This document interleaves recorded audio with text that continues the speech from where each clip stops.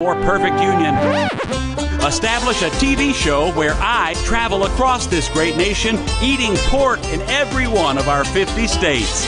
Join me on my cross-country odyssey as I make our forefathers proud, reveling in life, liberty, and the pursuit of pork. You can really taste the cooked pork. This stuff is fantastic. I'm a big salt fan. Let's pork!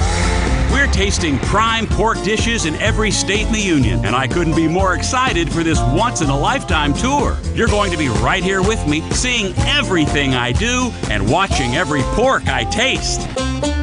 I'm Jim Haggerty. You know me as the host of Today Now, but I've also eaten in a ton of restaurants. Now I'm heading out on the road. My mission? Find the best pork our country has to offer. Watch Jim Haggerty's Porkin' Across America at youtube.com/The Onion. This is the Onion News Network.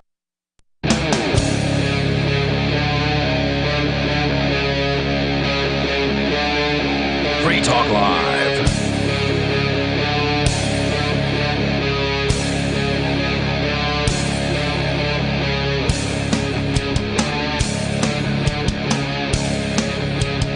It is Free Talk Live. Welcome to the program here. As always, the phones are open. If you want to join us, 603-283-6160 is the number. That's 603-283-6160. And joining you in the studio tonight, you've got Ian. And Arya. And And nobody. Yes, he made it to the mic just in time. Nobody is here. I wasn't even paying close enough attention. So we're back. Lots to talk about here tonight, including the new propaganda ministers at TikTok. I don't know if you guys heard about this, but late last week, Thursday afternoon, 30 top TikTok stars gathered on a Zoom call to what is a TikTok star? Because I've never used TikTok, but I know a few people who do. And it's a guy who's made $7 or more from TikTok. Yeah, that seems to be my impression of it. Like this person, they consider themselves to be TikTok famous, and they've got like 1,000 followers. But as I understand it, you almost get 1,000 followers like by accident, just by creating an account and uploading something. Because it's got millions of people, and apparently it's not like YouTube where you only subscribe to people you actually want to see. Apparently it's people just follow each other at random. I did try the app, I don't know, a couple years ago, I think, just because, I'd heard about it or whatever, and it's the new thing. It's where all the young people are going, so we should be there, right? Like Free Talk Live should be there. Actually, Bonnie opened up a Free Talk Live TikTok account recently, nice. As a matter of fact. I've been told I should be on doing the it. little TikTok dances? She probably should. That would be adorable. But there's all kinds of content on there. There was this truck driver that I found that just tells jokes every day, and that was pretty funny. But a lot of it's pretty vapid, stupid stuff. When I visited my nephew, he was watching TikTok on his television. It was something about dung beetles. It was like an Animal Channel special, but it was like a 3-minute video, and then it jumped to something completely different. So. Welcome to short attention span theater. Yeah, it is a lot like that. Do you remember there was that one website where they had 6-second long videos years ago? I don't remember what it was called. Vines. Vines, that's right. Yeah, so that was total like short attention span stuff. And this is longer. I guess you can do And longer. some of them were funny. Sure. Yeah, they were. And some of these are very, very funny. Some of them are very creative. Some of them, like I said, are completely vapid and useless and stupid and just ridiculous. You want to shoot yourself and you wish you could have your 10 seconds seconds back. That's like most back. content, though. Yeah, yeah. But, it's very popular platform. It's the #1 platform, I believe, on the planet right now, if I recall correctly. I think it crossed Google. It does seem kind of silly hearing that we're not on there. How hard can it be to like stream or throw our videos on there, though? Honestly, I don't know how hard that is. There's no way they offer streaming, especially not for a 3-hour video. No, we just don't have the format for the ADD generation. Really, we're a 3-hour long news talk show. Well, we could get Bonnie to throw nobody quotes up there. Those are generally pretty brief. Well, I think that's what she's trying to do. Is she's trying to take clips of the show, and I probably shouldn't have even said it because I don't know if it's something she really wants to focus on or if it was just something she was just testing out to see how it worked. So whether that goes anywhere or not, now you know that it's there. Maybe you could follow the channel if you're on the platform, and maybe if people follow it, it'll encourage her to do more stuff with it. I don't know. But I think in order to be a top TikTok star, you would have to probably have, 1 million or so or more followers. I mean, these are the top, the 30 top TikTok, or maybe the 30 top, but 30 of the top TikTok stars were on a Zoom top call. American. Presumably, yeah. I can imagine Biden's reaching out to like the Bangladeshi youth and be like, "Hey, we need you to help us out here." So they had a Zoom call to receive key information, which means propaganda, about the war in Ukraine. National Security Council staffers and White House. Oh, they did a bloody great South Park on that, where the president was trying to get advice on the Ukraine from TikTokers. South Park already did it. South Park already did it. Reality is just copying them. Wow. So the press secretary Jen Psaki briefed the influencers about the United States' strategic goals in the region and answered questions on distributing aid to Ukrainians, working with NATO, and how the United States would react to a Russian use of nuclear weapons. As the crisis in Ukraine... I really wish that people would stop peddling that fear. That the nuke fear? Yeah, Russia's going to use nukes, or they're going to use biological weapons, or it's You don't nonsense. think it's possible? Anything is possible, but I don't think it's likely, and I don't think it's worth thinking about. I mean, if they're going to use nuclear weapons, then all bets are off, and we have days left in which to live on this earth. But they want you to believe that about him, and that's why they're trotting it out. They want to There's only one government in human history to ever drop nuclear weapons on someone else. And that's the United States. Yeah, so they have no credibility with me. When they start talking about they're going to use nukes. Okay, you're the only people who ever have. They want Putin to be the new Hitler, and that is why they're doing it. They want him to seem as bad as he possibly can, and no doubt, he's bad. Yeah, but isn't so he is going Zelensky. after Nazis? It would have been easier to start off with the Ukrainian guy, since his military actually has neo-Nazi battalion. Well, the U.S. media isn't talking about that, however. Of course not, except for us. And your question was, isn't that what Putin's doing? Is going after Nazis? Oh, that's what he says he's doing. I don't believe that any more than I believe the American government. But which is to say, there is some truth to it, but there's also a lot of lies to it. Oh yeah. As the crisis in Ukraine has escalated, millions have turned to TikTok for information on what's happening there in real time. And part of the reason for that, I think, is TikTok has not been as heavily cut off, because I think it's a Chinese property. Mm-hmm. So it's, they're basically turning to TikTok because everything else has been taken away. TikTok videos offered some of the first glimpses of the Russian invasion, and since then, the platform has been a primary outlet for spreading news to the masses abroad. Ukrainian citizens hiding in bomb shelters or fleeing their homes have shared their stories to the platform, while dangerous misinformation, by the way, this story from MSN.com, and Russian propaganda have also spread. MSN. Oh, speaking of dangerous misinformation. And TikTok stars. MSN is run, of course, by Bill Gates, the king of misinformation. That's right. The guy who says, sadly, the new strain of COVID works better than his vaccines. As far as immunity is concerned. Immunity and getting people to take it, because people don't seem to be resisting it the same way they're resisting the vaccines. And TikTok stars. They trust the pandemic more than they trust Bill Gates, which is probably sensible. Many with millions of followers have increasingly sought to make sense of the crisis for their audiences. Look, it's very easy to make sense of this. There's evil on both sides competing with one another to see who is the least evil, or to convince you that they're the least evil while being the most evil.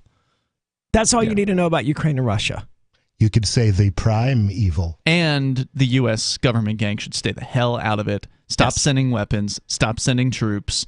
Stop sanctioning. Yeah. Well, I think they should be perfectly willing to sell weapons to whoever wants to buy them. But, they shouldn't be giving them away. The White House has been watching TikTok's rise as a dominant news source, leading to its decision to approach a select when group. You've got a senile president, you don't want long, you want very, very short, concise briefings. So that would probably be a good way to brief Biden. This week, the administration began working with Gen Z for Change, a nonprofit advocacy group, to help identify top content creators on the platform to orchestrate a briefing aimed at answering questions about the conflict and the U.S.'s role in it. Okay, if you need an organization to show you the top creators on a platform, then that platform sucks at doing its job. Like, if I go to TikTok.com, its top creators should be the ones suggested. I shouldn't have to consult a third party, be like, hey, can you click this link for me and organize these by number of subscribers or whatever? Well, it just goes to show how absolutely incompetent the government people are. Well, he did put no malarkey on the side of his bus, right? Did he really? He did. Oh, wow. So maybe you've come across some of these TikTok videos. I actually saw one of them today, and it was pretty cringy, right? Like this, like propaganda. Yeah, this hot brunette girl who you would expect to be doing the TikTok dances like nobody was talking about, just spouting off about gas prices based on what she learned from the White House on their conference call. The number 603-283-6160. You can join the show. This is Free Talk Live.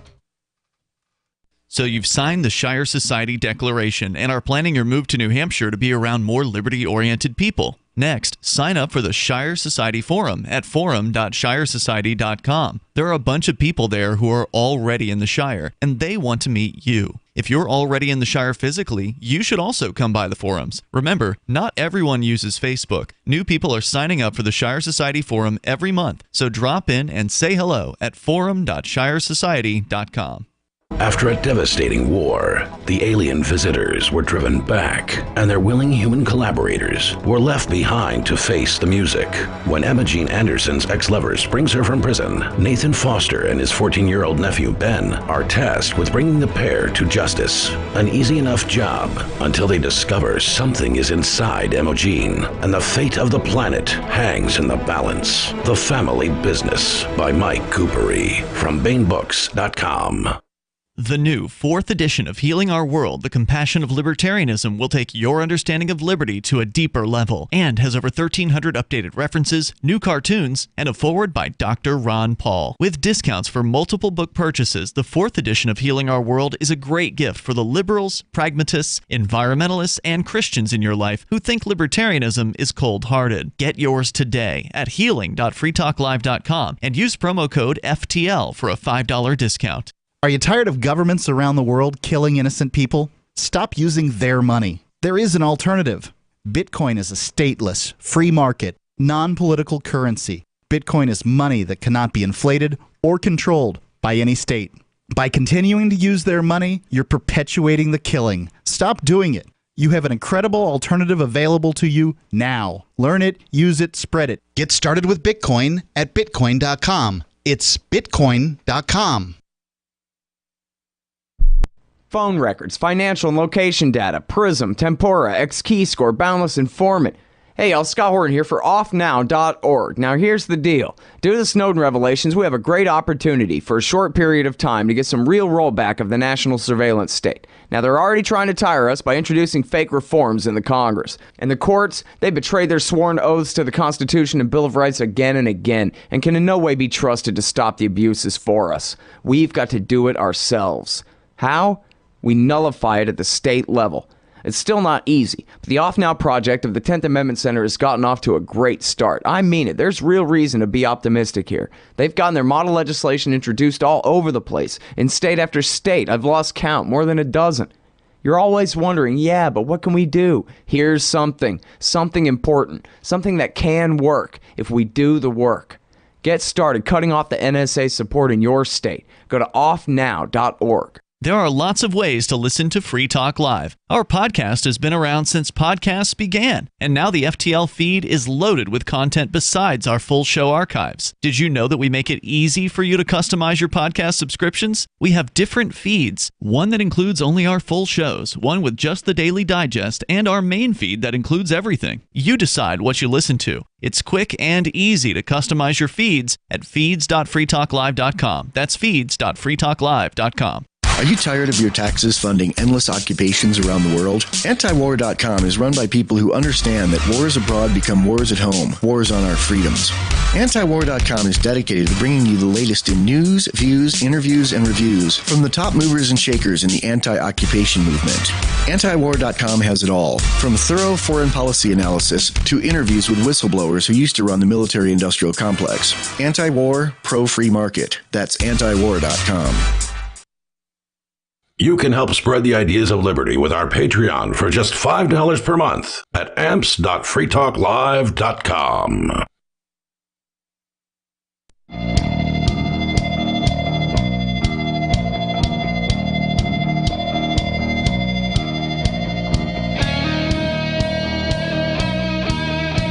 This is Free Talk Live, and the phones are open here if you want to join the show. You can do that. The number is 603-283-6160. The TikTokers are back at it with Whitehouse propaganda. This isn't the first time we've shared a story like this. If you recall, I think it was last year. Remember. Yeah, last year there was the exact same story except with COVID. So they started to actually sponsor last year. It doesn't mention that they're actually paying them this time around.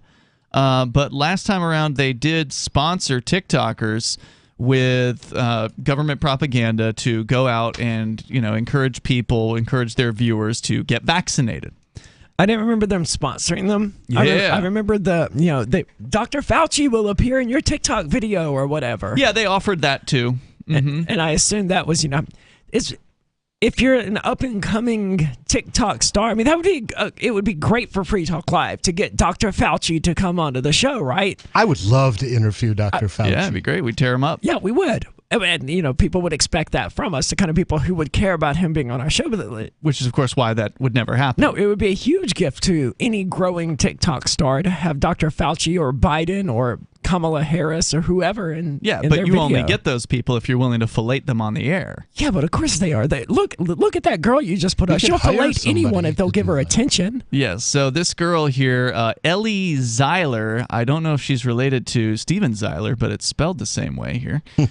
Ellie Zeiler, pretty young lady here. We were trying to figure out what exactly she's known for. She's got being pretty. That's pretty much it from what we can tell you. She's got 10.5 million followers on TikTok. But what I don't understand is, why is that enough? Like, I get it if she's on OnlyFans, why being pretty and her clothing choices would be enough to make her popular. You but mean on TikTok, if she was naked on OnlyFans? But I don't get the appeal of just Naked watching someone pretty talk. I don't know either, and maybe she does dance at some point here. I don't see them, because you can actually go on TikTok on the web without actually having to have an account and log into anything. You can just watch whatever it is they've got going on here. So she's she should modeling. be ashamed of herself. This is how we got the Kardashians, and we have enough of these types of people already.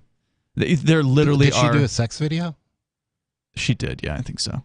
One of them did, at least. Yeah, Kim Kardashian did. I mean, did she?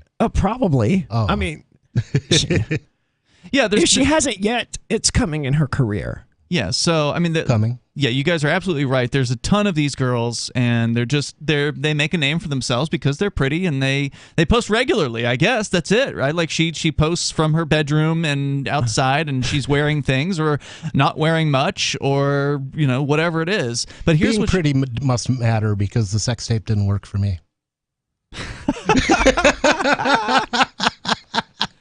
Let's go to the video here. This is 52 seconds of Ms. Zeiler answering the question of why is gas so expensive. I only happened to find this today because I can't wait to hear what this idiot has to say. It came up on my Twitter feed under Libs of TikTok. So Libs of TikTok copied this and they put it up on their Twitter. That's why is gas so expensive, and why is the United States inflation rate at a 4-time decade high? Does she know what any of that means? She, I believe, is reading a script. I would be willing to bet yes. Opportunity to ask the White House why gas down the street is $7, and here's what they said. The obvious reason we're getting out of it. She's in California. Oh, God. I'm just guessing. Poor thing. Because I'm pretty sure that's the only place in the United States where gas is up to $7 is California. Your pandemic, when use goes up, price goes up.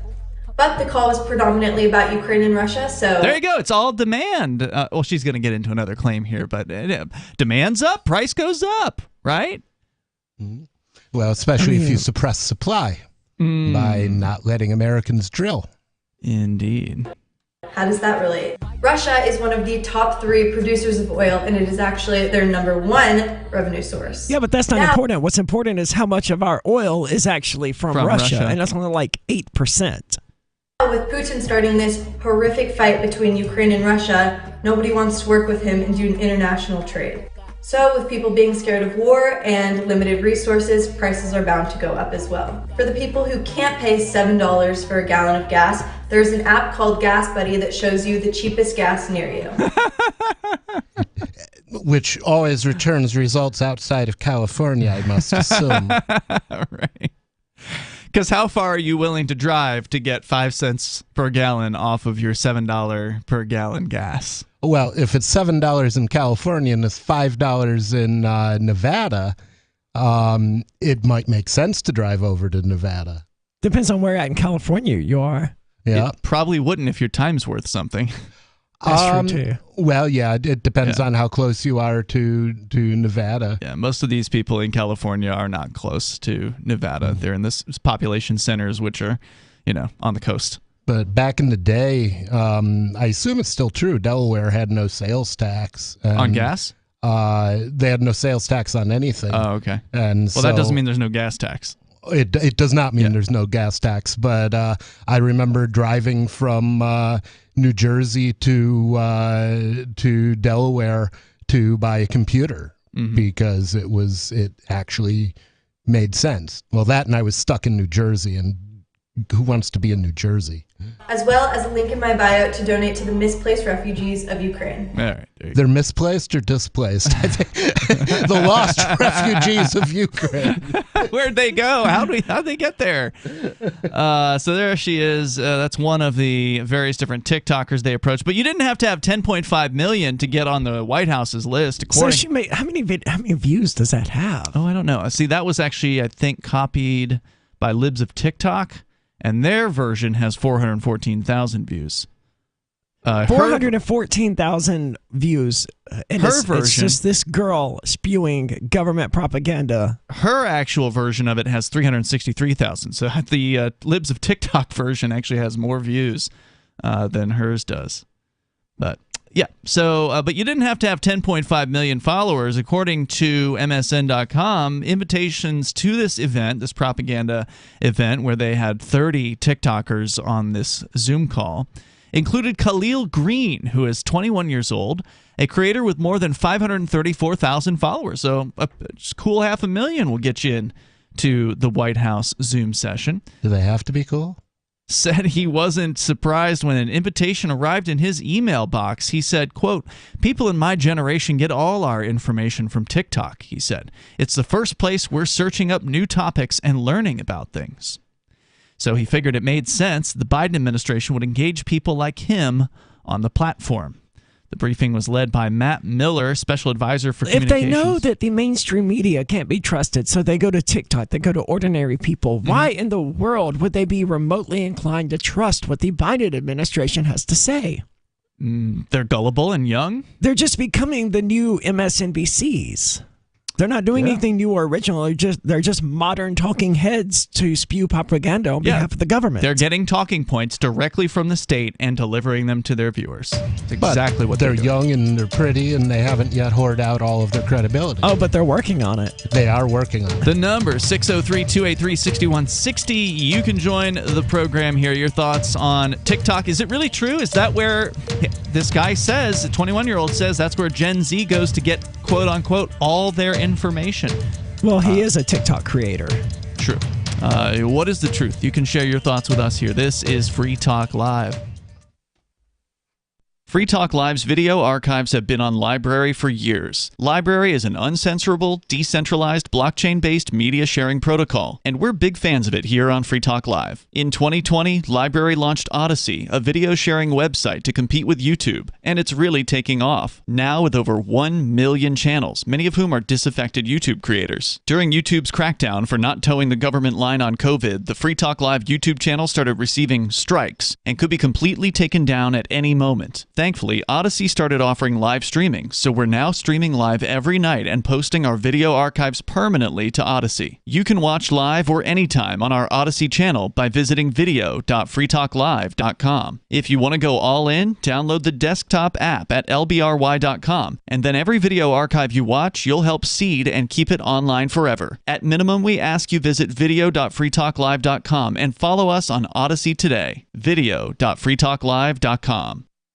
From Feature Story News in Washington, I'm Simon Marks. A convoy of 160 cars carrying civilians from Mariupol, the Ukrainian Black Sea port besieged by the Russian military, has successfully made its way out of the city. It's the first humanitarian corridor since a ferocious Russian assault began that was not shelled by the Russians. And those who have escaped say civil order inside Mariupol is now broken down. The authorities in Warsaw say nearly 2 million Ukrainian refugees have crossed the border into Poland. FSN's Will Denzelo is on assignment on the border. There's a train behind me leaving, picking up more refugees. There have been hundreds of people based here all day. Essentially, what we're seeing here is people that have been travelling through Ukraine for several days to get here to this transit point here in Poland before going to other cities, either within Poland or perhaps even going elsewhere in Europe as well. A senior Biden administration official says there were 7 hours of intense and candid talks in Rome today between National Security Advisor Jake Sullivan and Yang Jiechi, the top Chinese foreign policy official. The US would not be drawn on reports that China offered military assistance to Russia in Ukraine. The Chinese and the Russians are denying it. At the State Department, spokesman Ned Price. We are watching very closely to the extent to which the PRC or any country in the world provides support, material, economic, financial, rhetorical, otherwise, to this war of choice that President Putin is waging against the government of Ukraine, against the state of Ukraine, against the people of Ukraine. He called Russia and China two autocracies with a desire to see a world that is less free. Ukrainian President Volodymyr Zelensky will address a joint session of the US Congress by video link on Wednesday. Negotiations between Ukrainian and Russian officials will resume tomorrow. The Ukrainians say some progress is being made. The other big story of the day, WikiLeaks founder Julian Assange has been denied permission to appeal against his extradition to the US before the UK's Supreme Court. From FSN's London Bureau, Chris Jones with that story. Julian Assange had asked the Supreme Court to allow him to contest the High Court ruling in 2021, which will see him extradited to the US to face numerous charges. The Supreme Court said that his appeal had not raised an arguable point of law. He's wanted in the US over a series of leaked documents relating to the wars in Iraq and Afghanistan. The US says his actions put lives in danger. And despite the possibility of 175 years in prison, US authorities claim he would likely only face 4 to 6. Chris Jones, London. From bureaus worldwide, this is FSN. Yep, we still do email. Drop your email address in the entry box at freetalklive.com, and you'll be kept in the loop with Free Talk Live.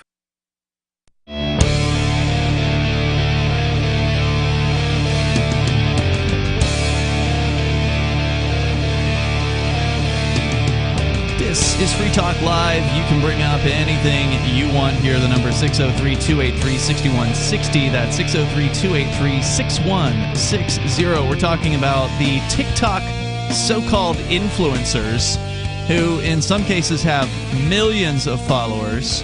And I want to be clear, we're not hating on this girl because, she's successful.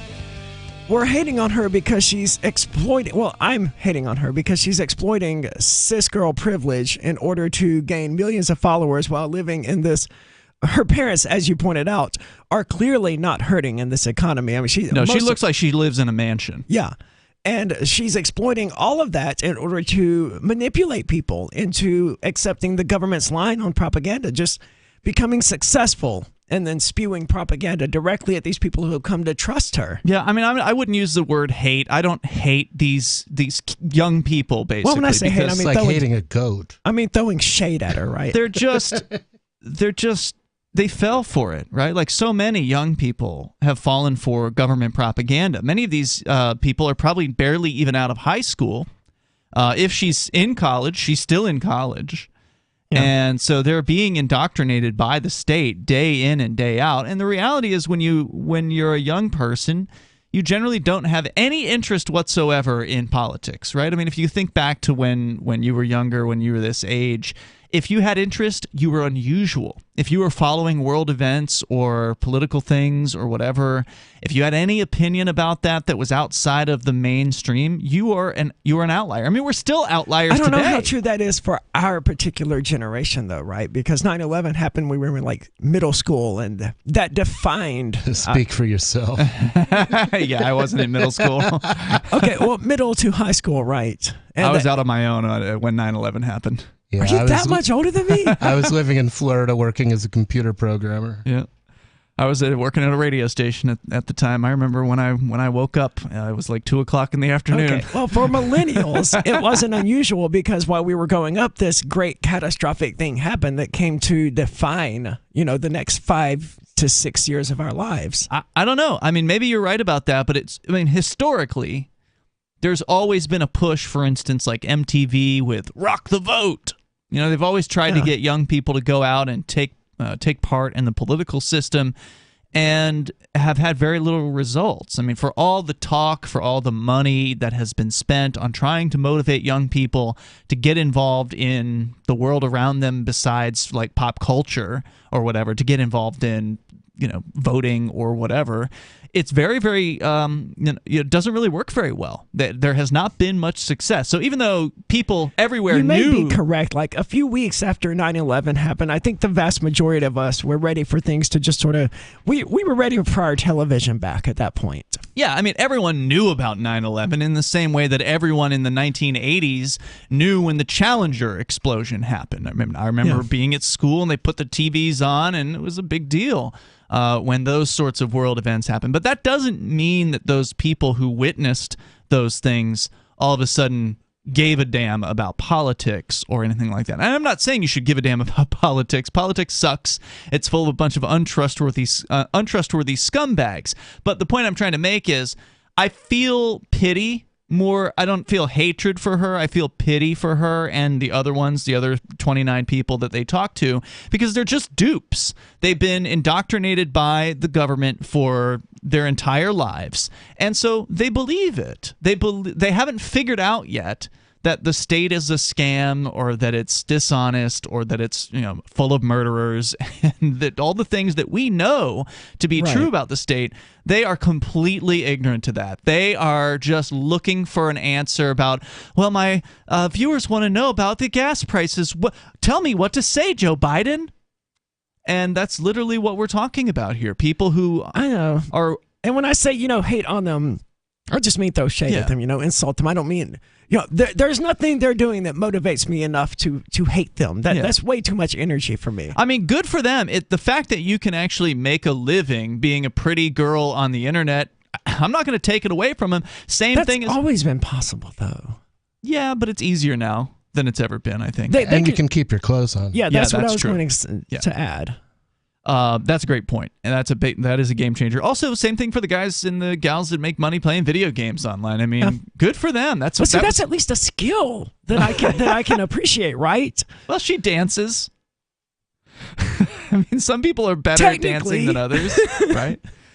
But it is not an uncommon skill. Nobody's watching the average video game guy, right? They're not watching the guy who gets, a 5, 7, 12 kill death assist ratio. They're watching the guy who's got 15 kills and 1 death. No deaths. Or are they watching the guy that's really good, or are they watching the guy that's really funny? It's more often than I would expect. It's both. Yeah. I think if you are really good but you can't hold an audience, you've got to be able to connect with the audience. But, I in mean, a way look at the StarCraft championships. It's got all these Korean nerds, just hyper focused on this video game, not being remotely entertaining. Oh, really? And tens of thousands of people are watching it.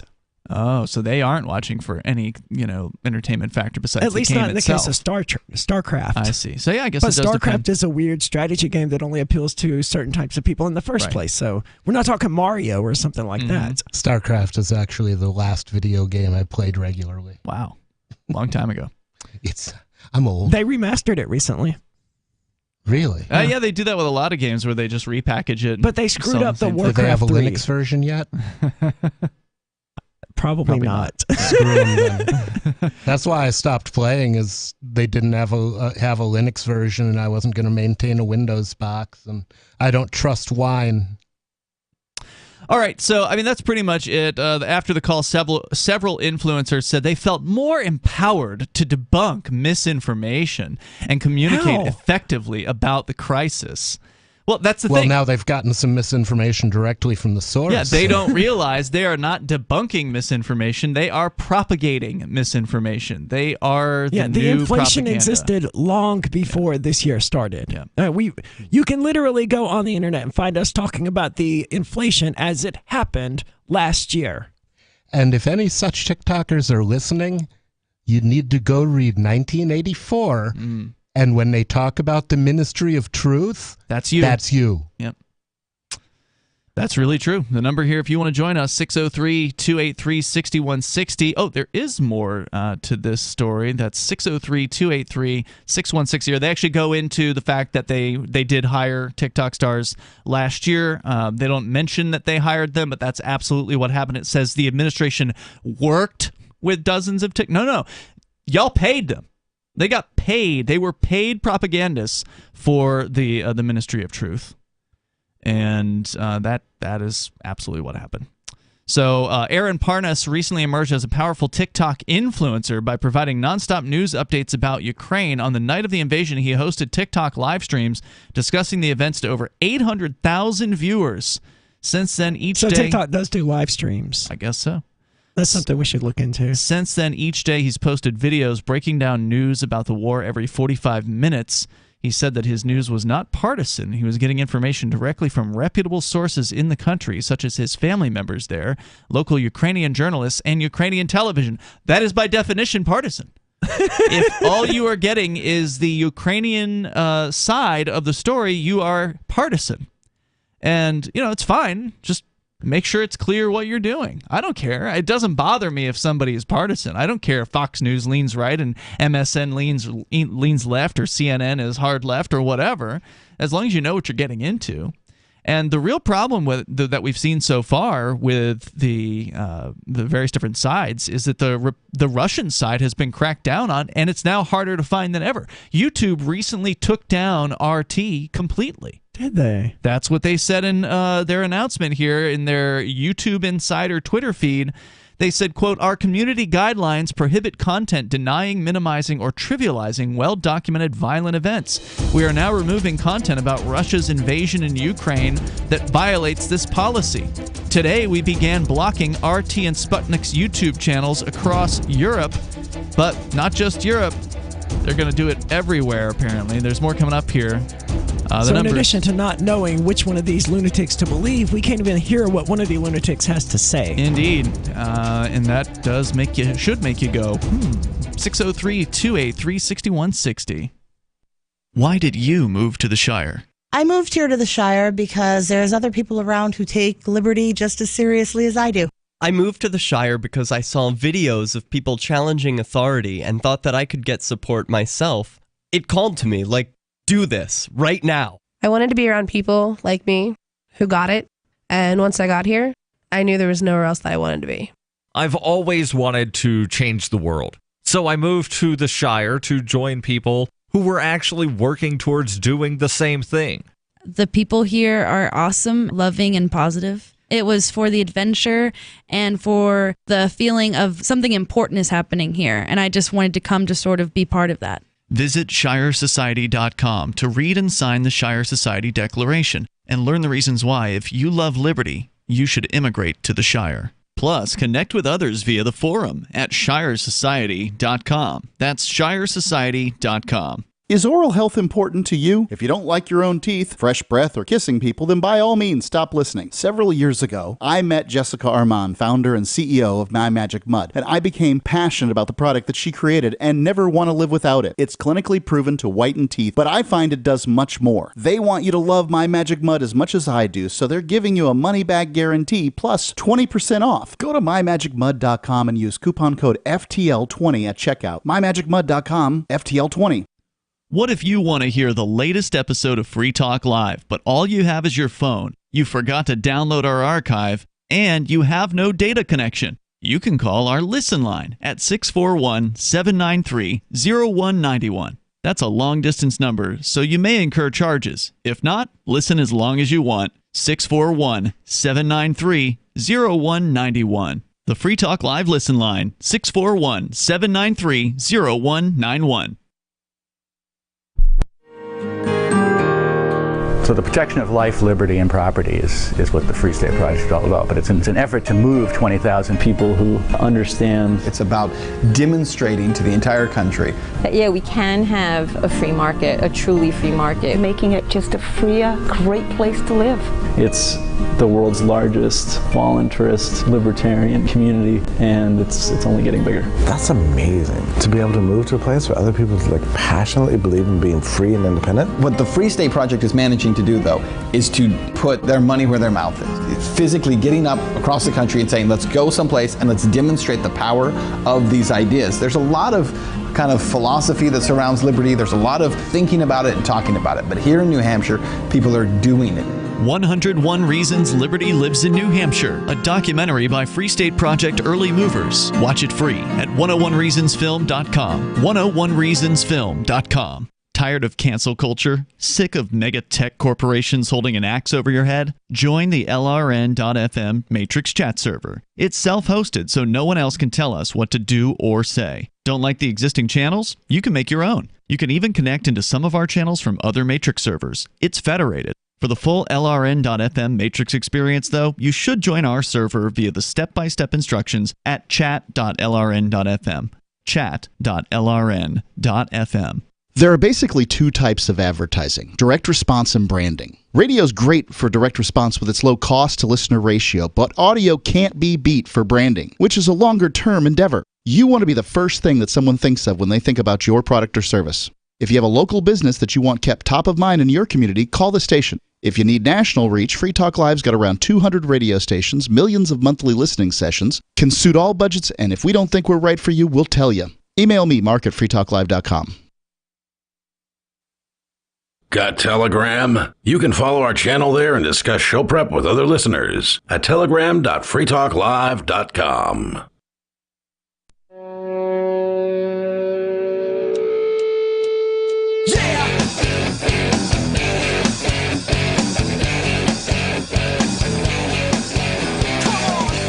It's Free Talk Live. You can join the show here. The number is 603-283-6160. And you can take control of the airwaves. 603-283-6160. With you in the studio tonight, you've got Ian. Aria. And nobody.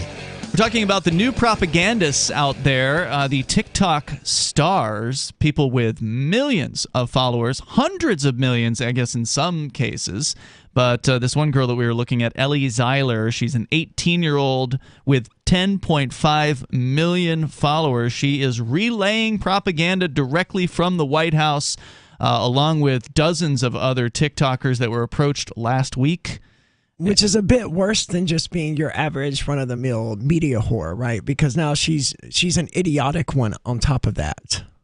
Well, I mean, there's plenty of dummies in the mainstream media. Sure. So, and anyway, the story here from MSN wraps up with a quote from her. She said she hopes to remain in communication with the White House and continue to press officials there about key issues. Oh, can you imagine her asking tough questions? Can you imagine wanting to have contact with the White House? Yeah. She sees. Luckily, she's too old for Biden to be interested. I would leave the White House on red harder than I ever left anyone on red. Which on red? It means you on hold? You read their their message and you didn't respond to it. She sees herself as a voice. I would Rick and Morty the White House. She sees herself as a voice for young people and the growing contingent of news consumers getting information primarily through social media platforms. Quote, I'm here to relay the information in a more digestible manner to my followers. I would consider myself a White House correspondent for Gen Z, she says.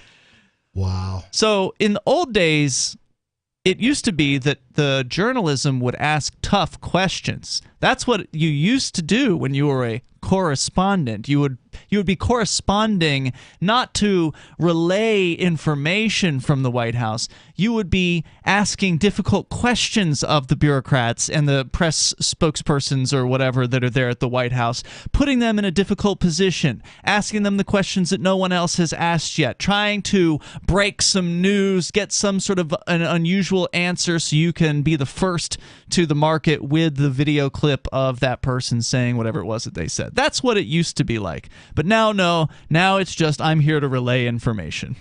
That's her job. She is absolutely admitting that she sees herself as a White House mouthpiece, and that is it. Which is why it's important for people who want to be journalists to actually attend some sort of journalist training, right? And not just become a propaganda mouthpiece. Or if they're going to become a propaganda mouthpiece, because that's what we are, right, at least do it knowingly. Well, I mean, in her defense, she does admit that she's just a propaganda. She does. You know, we're not mouthpieces for anyone else. We are propaganda, but we're not a mouthpiece. There's no one telling us what to say. Did I say mouthpiece? You did. Okay. Yeah, we're not being told what to say. We can all have different opinions on this show. There's no prohibition on that. We are not all on a like mind on every issue. We do love liberty. And that is the propaganda viewpoint in the same way, again, that there's propaganda on MSNBC and Fox. But what's interesting here is that Fox News, MSNBC, these cable channels, they have a fraction of this audience. And that's the new world that we're in here, is an 18-year-old girl on TikTok who's pretty has managed to amass multiple times the number of followers. Now, how many of the followers actually watch every video that she puts out, and how often? Yeah, she's got 10.5 million followers, so what percentage is there once a week to actually view her? We don't know. But even if it's... Well, what percentage is there to see CNN every week? Right. I mean, they pretty much lost their audience along with their credibility. Well, and plus their audience has been dying off. I mean, it's an old method of delivering information, the sort of linear fashion of tune in at 6 for the news or whatever. Now news is on demand. Anytime you want it, it's there on the internet. And so... Interesting little statistic that I got from The Hill is that apparently there was a poll done that showed that more Democrats are watching Tucker Carlson than are watching CNN. Wow. Yeah, Who is Tucker that Carlson? surprised me. He's a talk show host on Fox. Okay. Yeah. Now, is that because they love to watch someone they hate? They didn't get that deep into it. They always said that was why Howard Stern was so popular, because a lot of people that listened to him hated Howard Stern, but they still loved to listen to the person that they hate. Well, we have plenty of listeners who are like that. Yeah, that's true. So that's the story. There's your latest propagandists are there on TikTok. Now, this whole war, which of course isn't officially a war, this whole conflict. There may not even be a conflict for all we know. I mean, we're just going off of what the media has said. And we can't believe a word of it. Yeah, and I hate even saying that because, the prevailing belief is that there is some sort of conflict happening between Russia and Ukraine in the territory of Ukraine. But I'm going to buy that something is happening there, just I don't know what the hell it is. I mean, the fact that Putin says he's rolling in tanks and that other people are saying that things are happening, I mean, it's probably true that bombs are going off. I have to accept it on faith, but it is just accepting it on faith. But we don't know who's launching the bombs. It could be the Ukrainians bombing their own people to make Putin look bad. We have no idea what's really happening. And anyone that purports to, again, is likely a propagandist. But the point I wanted to make was... Wouldn't that be a great cheap way to wage a war, though? Convince a country to bomb itself to make you look bad and just sit back? Yeah, I mean, because you're going to look bad either way, but if they're paying for the bombs, that saves you a lot of money. So this whole thing has been like a propaganda war, though. A lot of this is being fought on social media. I mean, I just Front saw page of the Drudge Report today is Zelensky posing in a selfie with some presumably injured soldier. But what's fascinating about it is that it's not Zelensky's picture. It's someone taking a picture of him Zelensky taking it's clearly propaganda. That's exactly what I was going to bring up. Yeah, that's the latest version of it. And so, what I wanted to bring up was the fact that now you've got a story, Arya, about Elon Musk, he's getting into this conflict once again. I mean, he already sent a bunch of Starlink receivers, or I guess transmitter receivers. Which was awesome. To Ukraine, which is a great thing to do. And he did another pretty awesome thing, which was he refused to block RT. Also so good. After he said, yeah, I'll help you guys with getting internet to Ukraine, here's a truckload full of Starlink receivers. And he got press everywhere for this. Oh, Elon Musk sends receivers to Ukraine. What a great guy. And then the next week, the propaganda ministry of Ukraine approached him and said, can you go ahead and ban RT and all the other Russian media? And he said no. The only way he would do that is if he had a gun to his head. That's the only way he would make any kind of censorship as far as Starlink is concerned. So I mean, get on him for give him that. points for that. Yeah, kudos to him there. But what's the latest with this guy? So he's now challenging Putin to a fight with Ukraine as the prize. Elon Musk, who apparently is the world's richest man, we talked about that a bit last week, today challenged Russian President Vladimir Putin to a fight with nothing less than the fate of Ukraine, scene of Moscow's brutal invasion at stake. Have the Ukrainians signed off on that? They didn't sign off on the war either. Presumably, if Musk were to fight Vladimir Putin and win, he would declare Ukraine free. Presumably. He said... But it wouldn't be free.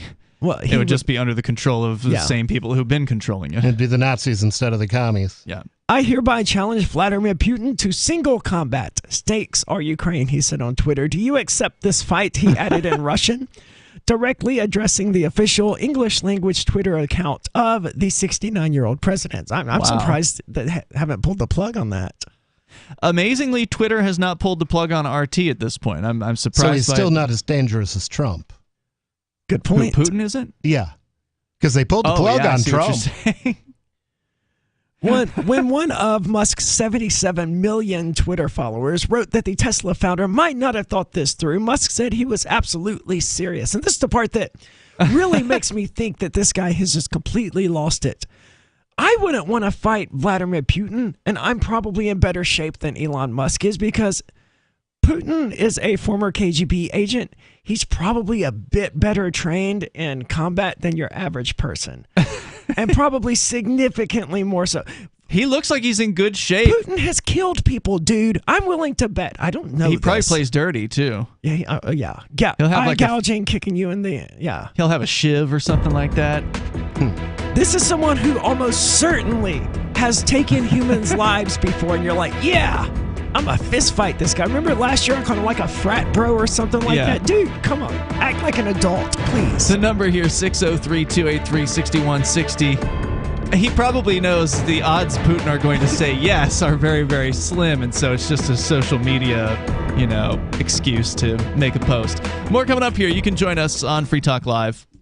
If you want to know the latest about Free Talk Live before we go on the air, all you need to decide is how you want it delivered. It's your choice. Visit news.freetalklive.com to receive our usually weekly news updates by email. Plus, we have a Twitter account at twitter.freetalklive.com, and you can follow us on the decentralized Mastodon platform at toot.freetalklive.com. So please follow us at toot.freetalklive.com and sign up for our emails at news.freetalklive.com. Do you feel like your nation, state, or community no longer holds your values? Have you dreamt of a place where people agree that liberty is important and are free to pursue their projects so long as they respect the property of others? There are many people just like you that are discovering freeprivatecities.com. Their social media links are at the upper right of the page at freeprivatecities.com. All skill levels will be needed when the first of the free private cities opens. It's sooner than you think. Stop arguing and build. freeprivatecities.com.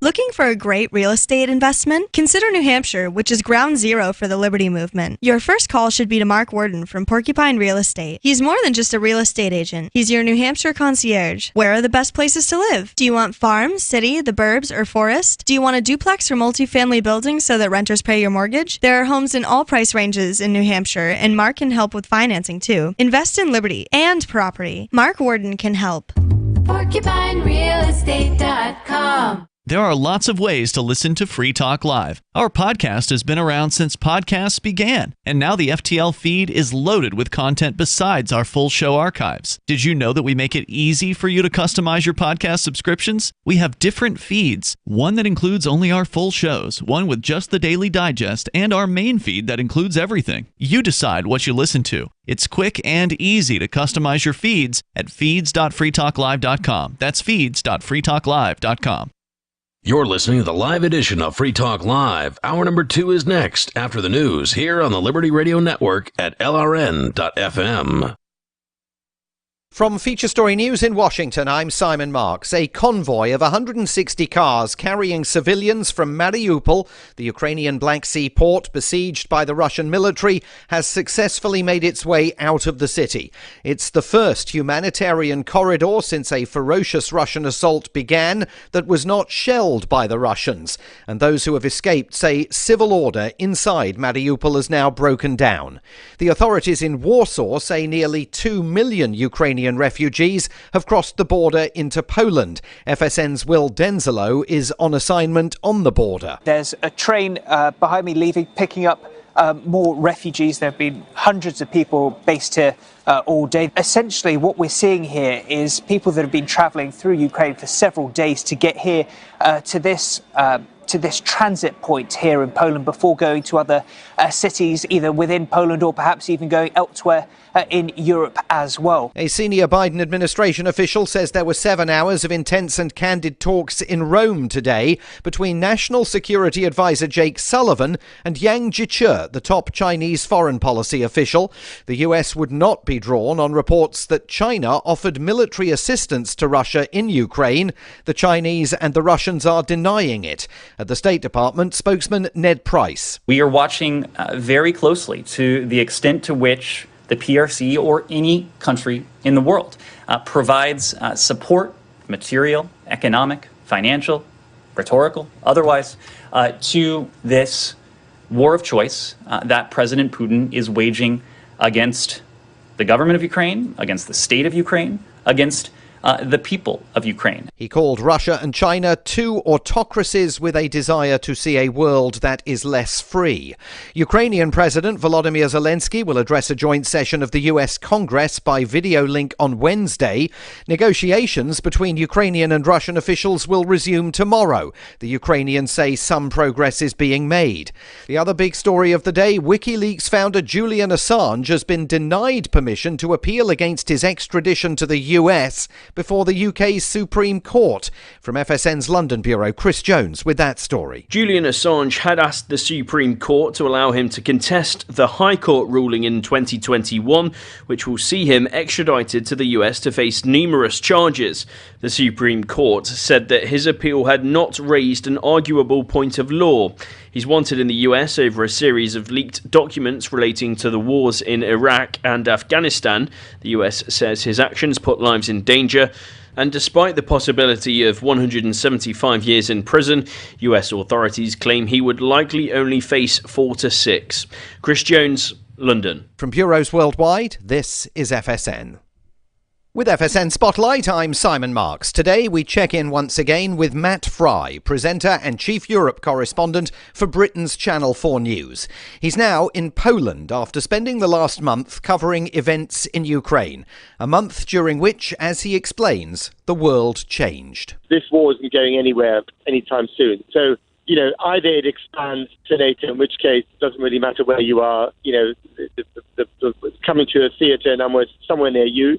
Yeah. Or it stays in Ukraine, in which case it'll probably go on for a long time, even if there's a partition of Ukraine and the Russians prevail, which I think they ultimately probably will on the battlefield. The question then, as we posed before, is what do you do with an occupied country that doesn't want you there? I mean, that was the experience of Afghanistan. It didn't work out so well for the Soviet Union. That will be the experience of Ukraine, perhaps even more serious for Moscow. So there are no good options here, frankly, for anyone. They just aren't. You know, the world as it existed 2 weeks ago does not exist anymore, and we better get used to it sometime soon. There were some who were offering rosier predictions over the weekend, insisting the Russians are on track for military defeat that will lead to the ouster of President Vladimir Putin in the Kremlin and the triumph of the Western alliance. But those observers have not watched the Russian onslaught in Ukraine at first hand. The main news again, a convoy carrying civilians from Mariupol, the Ukrainian Black Sea port besieged by the Russian military, has made its way out of the city. US and Chinese officials held 7 hours of talks in Rome today. White House officials won't say whether China has already provided weapons to support Russia's campaign in Ukraine. And in Britain, WikiLeaks founder Julian Assange has been denied permission to appeal against his extradition to the United States. And that is the latest feature story news. Simon Marks reporting. It's the Onion Radio News. Teen sex is linked to alcohol and drugs by the Center for Figuring Out Really Obvious Things. This is Doyle Redland reporting. An exhaustive 4-year, $23 million study of substance abuse and sexual habits of more than 2,500 American teens has confirmed that young people between the ages of 13 and 18 who drink and or use drugs are more likely to be sexually active. Dr. Gerald Eckersley is director of the Boston-based organization. We found that this phenomenon also occurs among adults as well as every population everywhere in the world that has ever existed since the dawn of time. The center has sent a teleprompter-ready press release of its findings to more than 400 local TV news affiliates across the U.S., along with stock video footage of beer displays and teens smoking and drinking at parties. Doyle Redland for the Onion Radio News, online at theonion.com. This is the Onion News Network.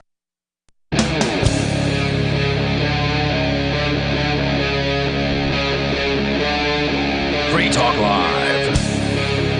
It is Free Talk Live, and you can join the show here. The number 603-283-6160. That's 603-283-6160. Joining you tonight, it's Ian. Aria. And nobody. Want to tell you the rest of the post here from YouTube. I didn't get it out fully in the last hour. This is where they announced just a few days ago that not only are they going to be banning, or they already did ban Russia Today, RT, the television news channel. Propaganda. It's propaganda from Russia, but they do great, actually, coverage of the United States. They do really good actual journalism where they actually ask tough questions and they actually take positions that are critical of the U.S. government on RT. And now YouTube has, after the European Union issued an order saying they wanted to ban RT, YouTube hopped right to it. Facebook, Instagram, a bunch of companies jumped right in and said, yes, sir, let's ban them. And they did. But that's not as far as they've gone now. They've been anxious to use the power to ban something as powerful as a state. Yeah. Since this propaganda machine came into place last year during COVID-19. They got off on censoring, little people like us. Yeah. But now with the backing of the United States and the European Union, they can go after this big dog. That's right. They have the power now to go against Russia, and they're getting off on it. Yeah, and if they can go after Russia, then they can go after absolutely anybody. Today, they say we began blocking RT and Sputnik's YouTube channels across Europe. This was March 1st when they wrote this. Since Russia began its invasion in Ukraine, we've been focused on removing violative content and connecting people to trusted news and information. An overview of the steps we've taken. Yeah, I always trust anybody who's put forward by the Ministry of Propaganda. And that's who YouTube is. So now fast forwarding to March 11th, their post to @YouTube Insider on Twitter. And so they talk about how they're removing content about Russia's invasion in Ukraine that violates their policy of, quote, they prohibit content denying, minimizing, or trivializing well-documented violent events. In line with that, we are now blocking access to YouTube channels associated with Russian state-funded media globally. So not just Europe, just everywhere. The change, they say, is effective immediately. I seem to recall YouTube kicking off at least one channel that was discussing the Uyghur Muslims being exterminated in China. Yeah, they did that. Yep, I believe they reinstated it after some amount of protest. But they didn't care about people or their channel being used to specifically to censor people to minimize the suffering that was being caused by governments around the world when it was the Chinese government doing it. That's right. They say further, since our last update, our teams have now removed more than 1,000 channels and over 15, because remember, RT is just the tip of the iceberg. They're going after anyone who is, I guess, critical of Ukraine at this point. 1,000 channels. We knew they were going to find a new reason to ban us. Yeah. I'm surprised we're still on right now. And over 15,000 videos for violating not only our hate speech policy, but also our policies around misinformation, graphic content, and more. Does that mean in order to stay on YouTube, you have to basically say Nazis are the good guys here? Because there is, for those not keeping track, there is a Nazi division within the Ukrainian military. That's true.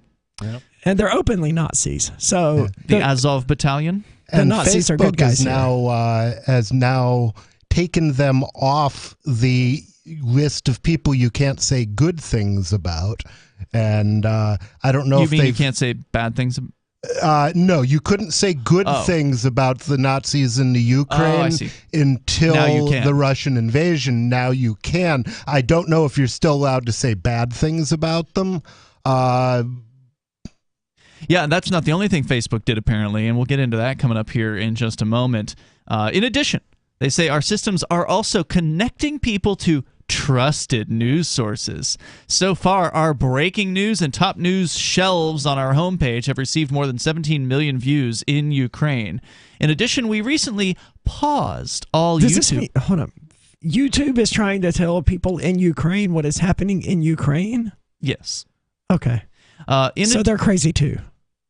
In addition, who isn't these days? We recently paused all YouTube ads in Russia. We've now extended this to all of the ways to monetize on our platform in Russia. So every single Russian YouTuber who has nothing whatsoever to do with this conflict, who may be against the conflict, maybe they're completely anti-war and pro-peace, because there's plenty of people in Russia that are like that. Sure. Every single one of their channels demonetized. You cannot make money on YouTube anymore. Well, we knew it was coming. Yeah.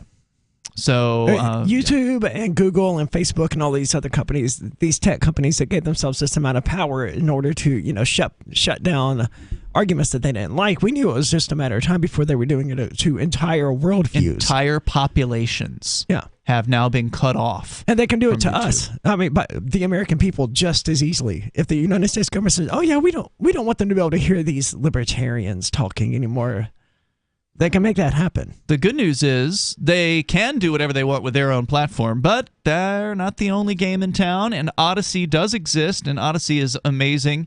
And Odyssey does have RT. They do have a channel there, and it is on their live stream as well. So you can watch RT live. You can watch their videos, the clips, like you would normally see on YouTube when you could. Now you can't, because RT's completely banned globally on YouTube and totally available over on Odyssey. So make sure you check out Odyssey. Go to video.freetalklive.com. Follow our channel first, and then go and search and find all kinds of interesting things that YouTube does not want you to see. So kudos to the folks over at Odyssey for making the stand on this and saying, because Odyssey is a platform, they could, in theory, they're a large platform these days. Yeah, they could, in theory, hit a ban button on somebody if they wanted to, but they actually promote free speech. Well, even if they did, I mean, they can't kick them off of Library, which is the blockchain mechanism underpinning Odyssey. That's an important They could take point. away RT's ability to live stream, but they can't take away. They can't kick RT off of Library. Well, interestingly, I checked the satellite system recently, and because we're on satellite here on Free Talk Live, we've got our own what they call free-to-air satellite channel, and I wanted to see if it was still there, because it was really one of the only good channels on free to air. I mean, it's free to air, so you don't pay anything to receive the channels, and so it's usually just a bunch of religious propaganda and stuff like that. But RT has for many years. Are we allowed to say religious propaganda on a show that's produced by a church? Yeah. We already acknowledged that we are propaganda. Indeed. But we haven't acknowledged yet that we're religious propaganda. Well, now we just did. So RT has been up on this platform for many, many years, and now they're gone.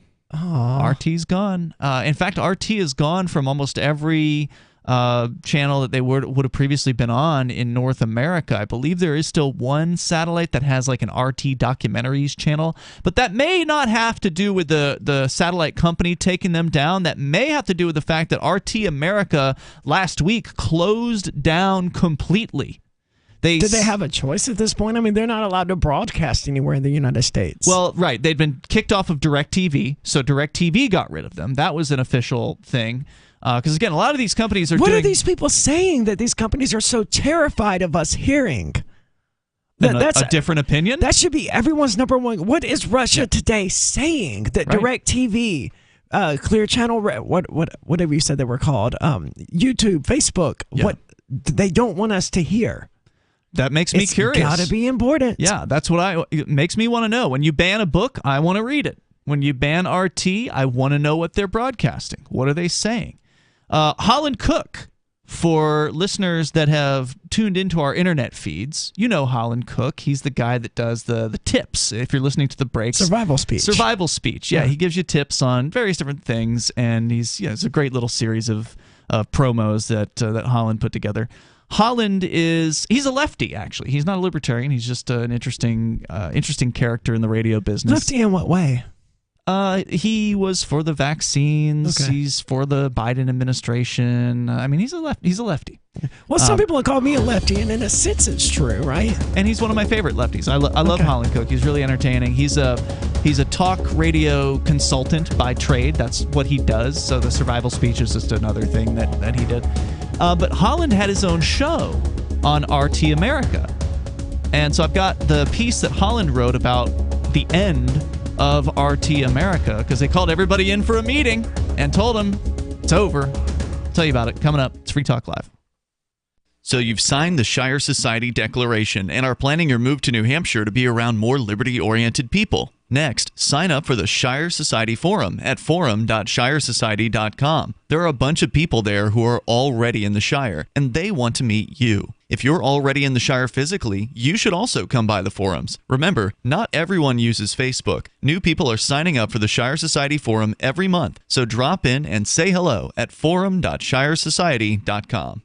When a lunar observatory detects a radio broadcast originating from Proxima Centauri, the nations of Earth discover their first contact with an alien race may also be their last. With the Proximans facing an extinction-level disaster, Earth must choose between sending a ship on a multi-year journey or allowing nature to take its course. Saving Proxima, a hard science fiction thriller by Travis S. Taylor and Les Johnson from BaneBooks.com.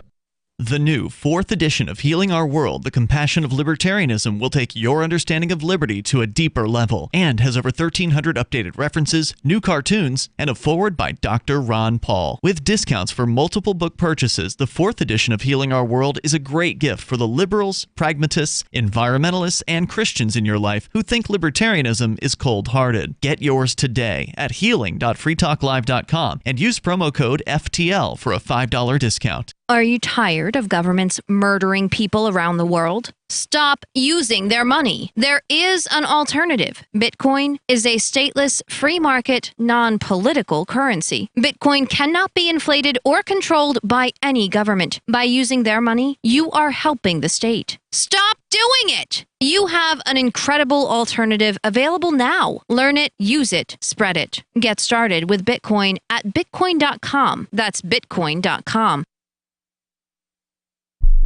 Are you about to meet the media? If you're about to be interviewed, do their homework for them. Know this about the person who will interview you. He or she is busy, so expect minimal, if any, preparation. He or she doesn't know as much about your topic as you do. He or she isn't as concerned as you are about getting your message out. So you need to take responsibility. Provide a biography and fact sheet, photographs, or other materials that tell your story. Reporters won't be put off if you supply frequently asked questions. Remember, Public Speaking 101, at the end of the speech, what's the one thing you want them to remember? You can download the document I supply to reporters who interview me and squirm through a video that demonstrates how not to conduct your media interview at www.survivalspeech.com. I'm Holland Cook. What if you want to hear the latest episode of Free Talk Live, but all you have is your phone, you forgot to download our archive, and you have no data connection? You can call our Listen line at 641-793-0191. That's a long-distance number, so you may incur charges. If not, listen as long as you want. 641-793-0191. The Free Talk Live Listen line, 641-793-0191. How many lawyers does it take to change a light bulb? None. They'd rather keep their clients in the dark. There are too many lawyer jokes to count. However, there are some lawyers with more noble intentions. At the Institute for Justice, we bring the light to our clients. We are a non-profit public interest law firm with clear values and principles. At IJ, we fight for those whose most basic rights are denied by the government. Visit our website today at ij.org.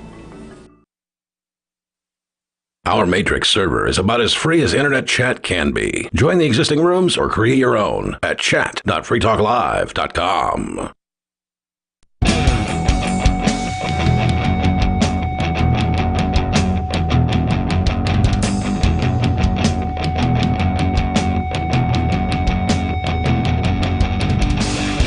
It is Free Talk Live, and you can join the show here. The number 603-283-6160. We're talking about the voluntary prohibitions on RT being put into place by companies like YouTube, Facebook, and other U.S. big tech corporations, where they're not being ordered to do this by the federal government. They're being suggested. It is curious that they're doing it, right? It's not like they're winning brownie points with the U.S. government or anything like that. They might be. This. I don't think that's really the way the U.S. government operates, and I think the people at the top at YouTube know that. They know the U.S. government is going to remember this. If they come around, 5 years from now, and it's like, hey, YouTube, we want you to ban these people, and you're just like, no, I mean, we got rid of Russia for you, but we don't want to get rid of this one. The U.S. government's all right, that's right. You did do us that favor that one time. Yeah. That's just not the way the U.S. government operates. Right. So I think it's just that, they were anxious to ban someone as big and as powerful as the Russian government. To show that they could. Yeah, and now they finally, just like the U.S. military has never invented a weapon it didn't use, humans have never invented a weapon they didn't use. This is just another weapon that was invented, and they were anxious to use it. We're going to continue with the discussion here. Your calls and thoughts are welcome. Let's go to Sarah. She's in New Mexico. You're on Free Talk Live. Sarah. It's a little bit off subject. We have had the highest traffic fatality rate since the 1940s. That's what I was told. So better pass another law.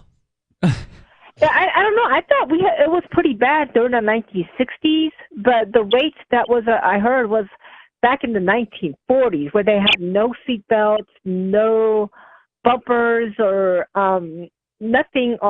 The cars were the 1940s, and the emergency. How fast was the average car in like 1943? I do not really know how fast it was, but I know that they made the cars really hard, like all solid steels. When they hit something, they would have those glass that would shatter, and people just get cut, one of their veins cut, and then just die. So wait. Sarah, is this what you sit around thinking about? Yes. Sarah, so just to clarify, you're saying traffic fatalities in New Mexico are now worse than they were in the 40s, or I missed what you had said at the very beginning. I think the statistics are for the whole United States. I think the United States, the traffic fatality data, it goes back to the same fatality rate in the 1940s. I was listening to some. So are you saying that the rate in the 40s was very high and that they're high now, or that the rates are down now because of all the advancements in like car safety technology? No, what I'm saying is the traffic fatality is about the same as the rate in the 1940s. It's gotten really, really bad. I don't know. You got a bird they've there? passed thousands and thousands of laws since then. Are you saying that none of those laws have helped at all? Well, you know what I'm thinking is that, you know how there was nobody in the road because of the coronavirus shutdown? And there was No, I don't people know just that. driving recklessly. Nobody That's were you in the problem street during the coronavirus lockdowns? But one thing that Mostly I was in jail. Well, people were driving like there's nobody on the street. That's what's going on here in New Mexico. They speed, they do everything because there was hardly nobody out driving because they were staying home. Most people are just working from home, staying home. Okay, but that's not the case anymore. Yeah, now people are driving, and then they got that same pattern, and that's what they're thinking. That's what's adding to the Albuquerque fatality rate. I would be really interested to know whether or not Albuquerque's, vehicular fatality actually went down in 2021. Because I'm willing to bet it didn't. I gotta let you go, Sarah. I can't handle this squeaking. There's like a weird chirping bird sounding noise going on in your line. That's her voice. That normally is not present. The number is 603-283-6160. So we're going to take you back to, about a week ago when RT America shut down. I've had this sitting in show prep, and I wanted to get to it just to get some perspective on this from somebody who is not a Russian agent. Holland Cook is an American talk personality. He is actually more of a personality. He's a consultant, so talk stations hire Holland to tell them what to do, basically. Like, all right, well, who's here? Who should you bring in to replace Rush Limbaugh? Hire Holland, he'll tell you, right? That kind of thing. But he also got himself a show on television on RT called The Big Picture, I believe.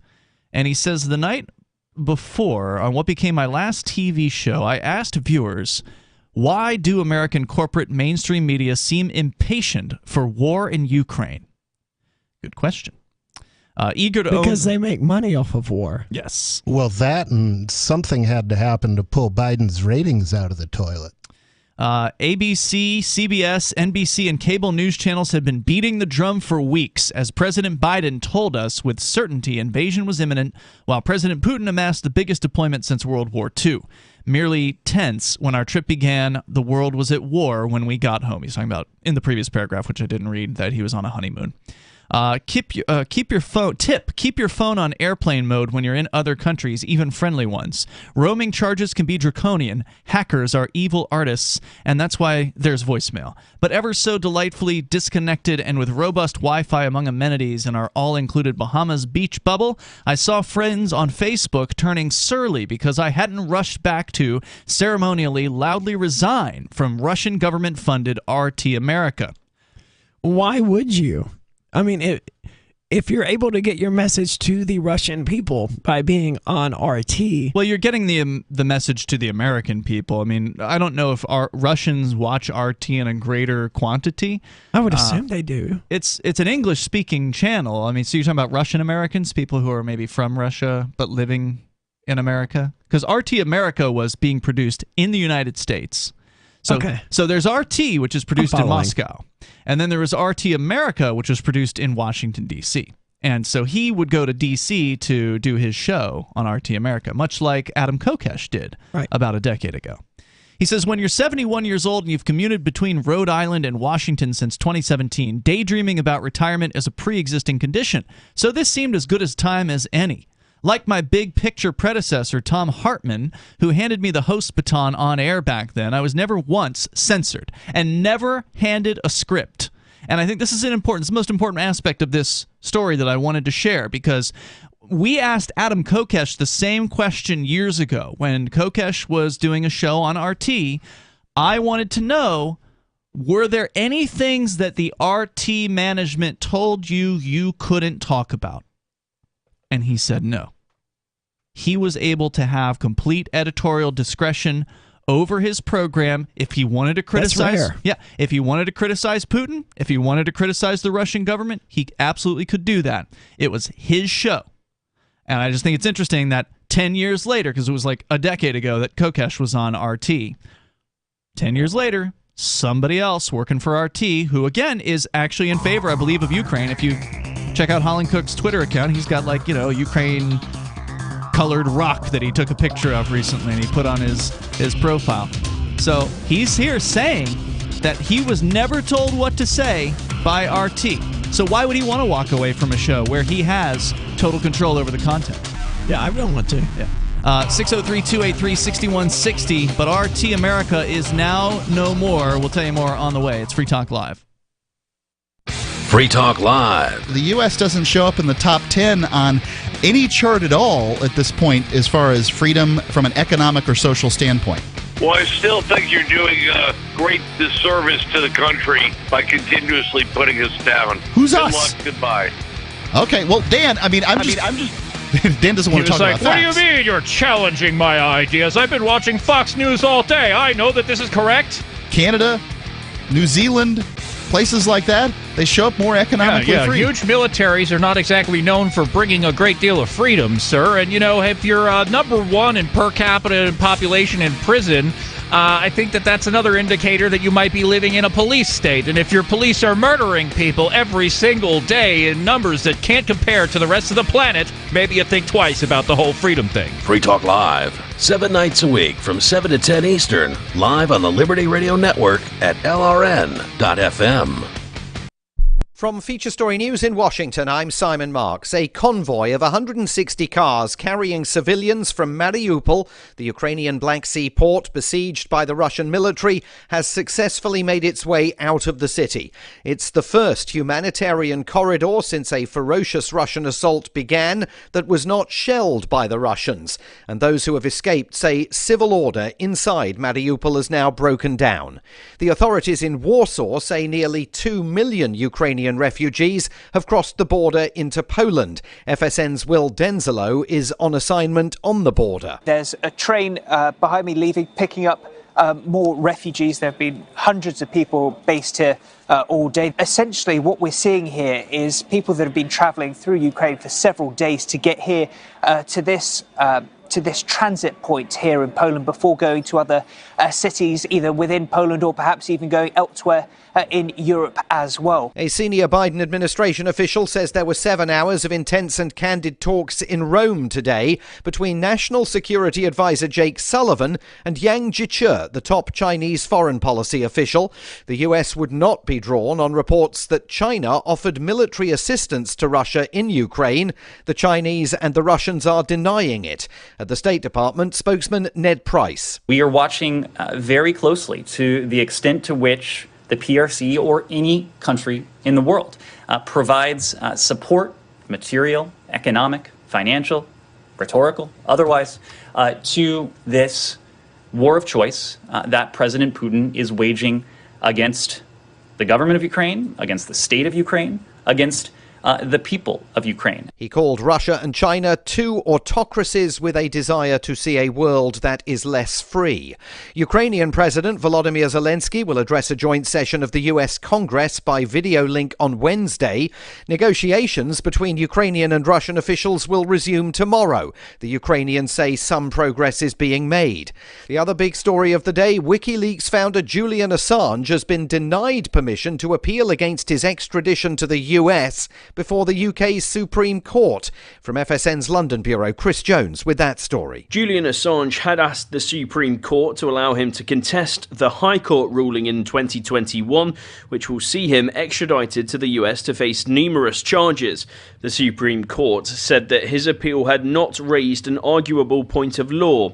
He's wanted in the US over a series of leaked documents relating to the wars in Iraq and Afghanistan. The US says his actions put lives in danger. And despite the possibility of 175 years in prison, US authorities claim he would likely only face 4 to 6. Chris Jones, London. From bureaus worldwide, this is FSN. You can stick it to the man and big tech. Join our FTL social mastodon at social.freetalklive.com.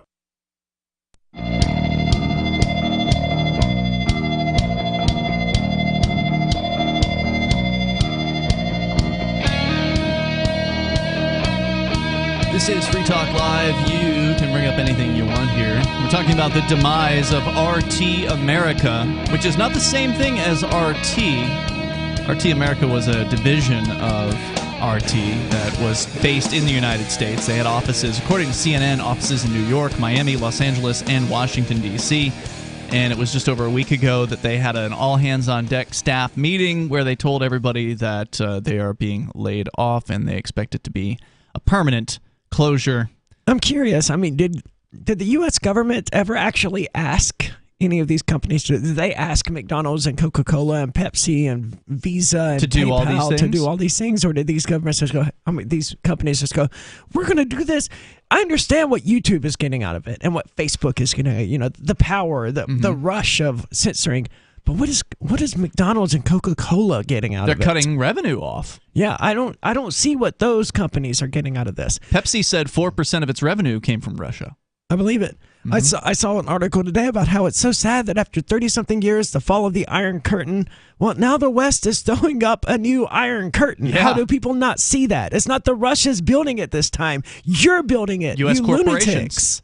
And they're like, oh, it's so sad. McDonald's is losing this 36-year-old legacy after the fall of the Soviet Union. Right. Well, then don't ruin the legacy. Yeah, they're doing it for signaling purposes. I don't know if anyone has said that they were approached by the U.S. state. Have you heard anything, nobody? I don't know if they would say they were, if they were.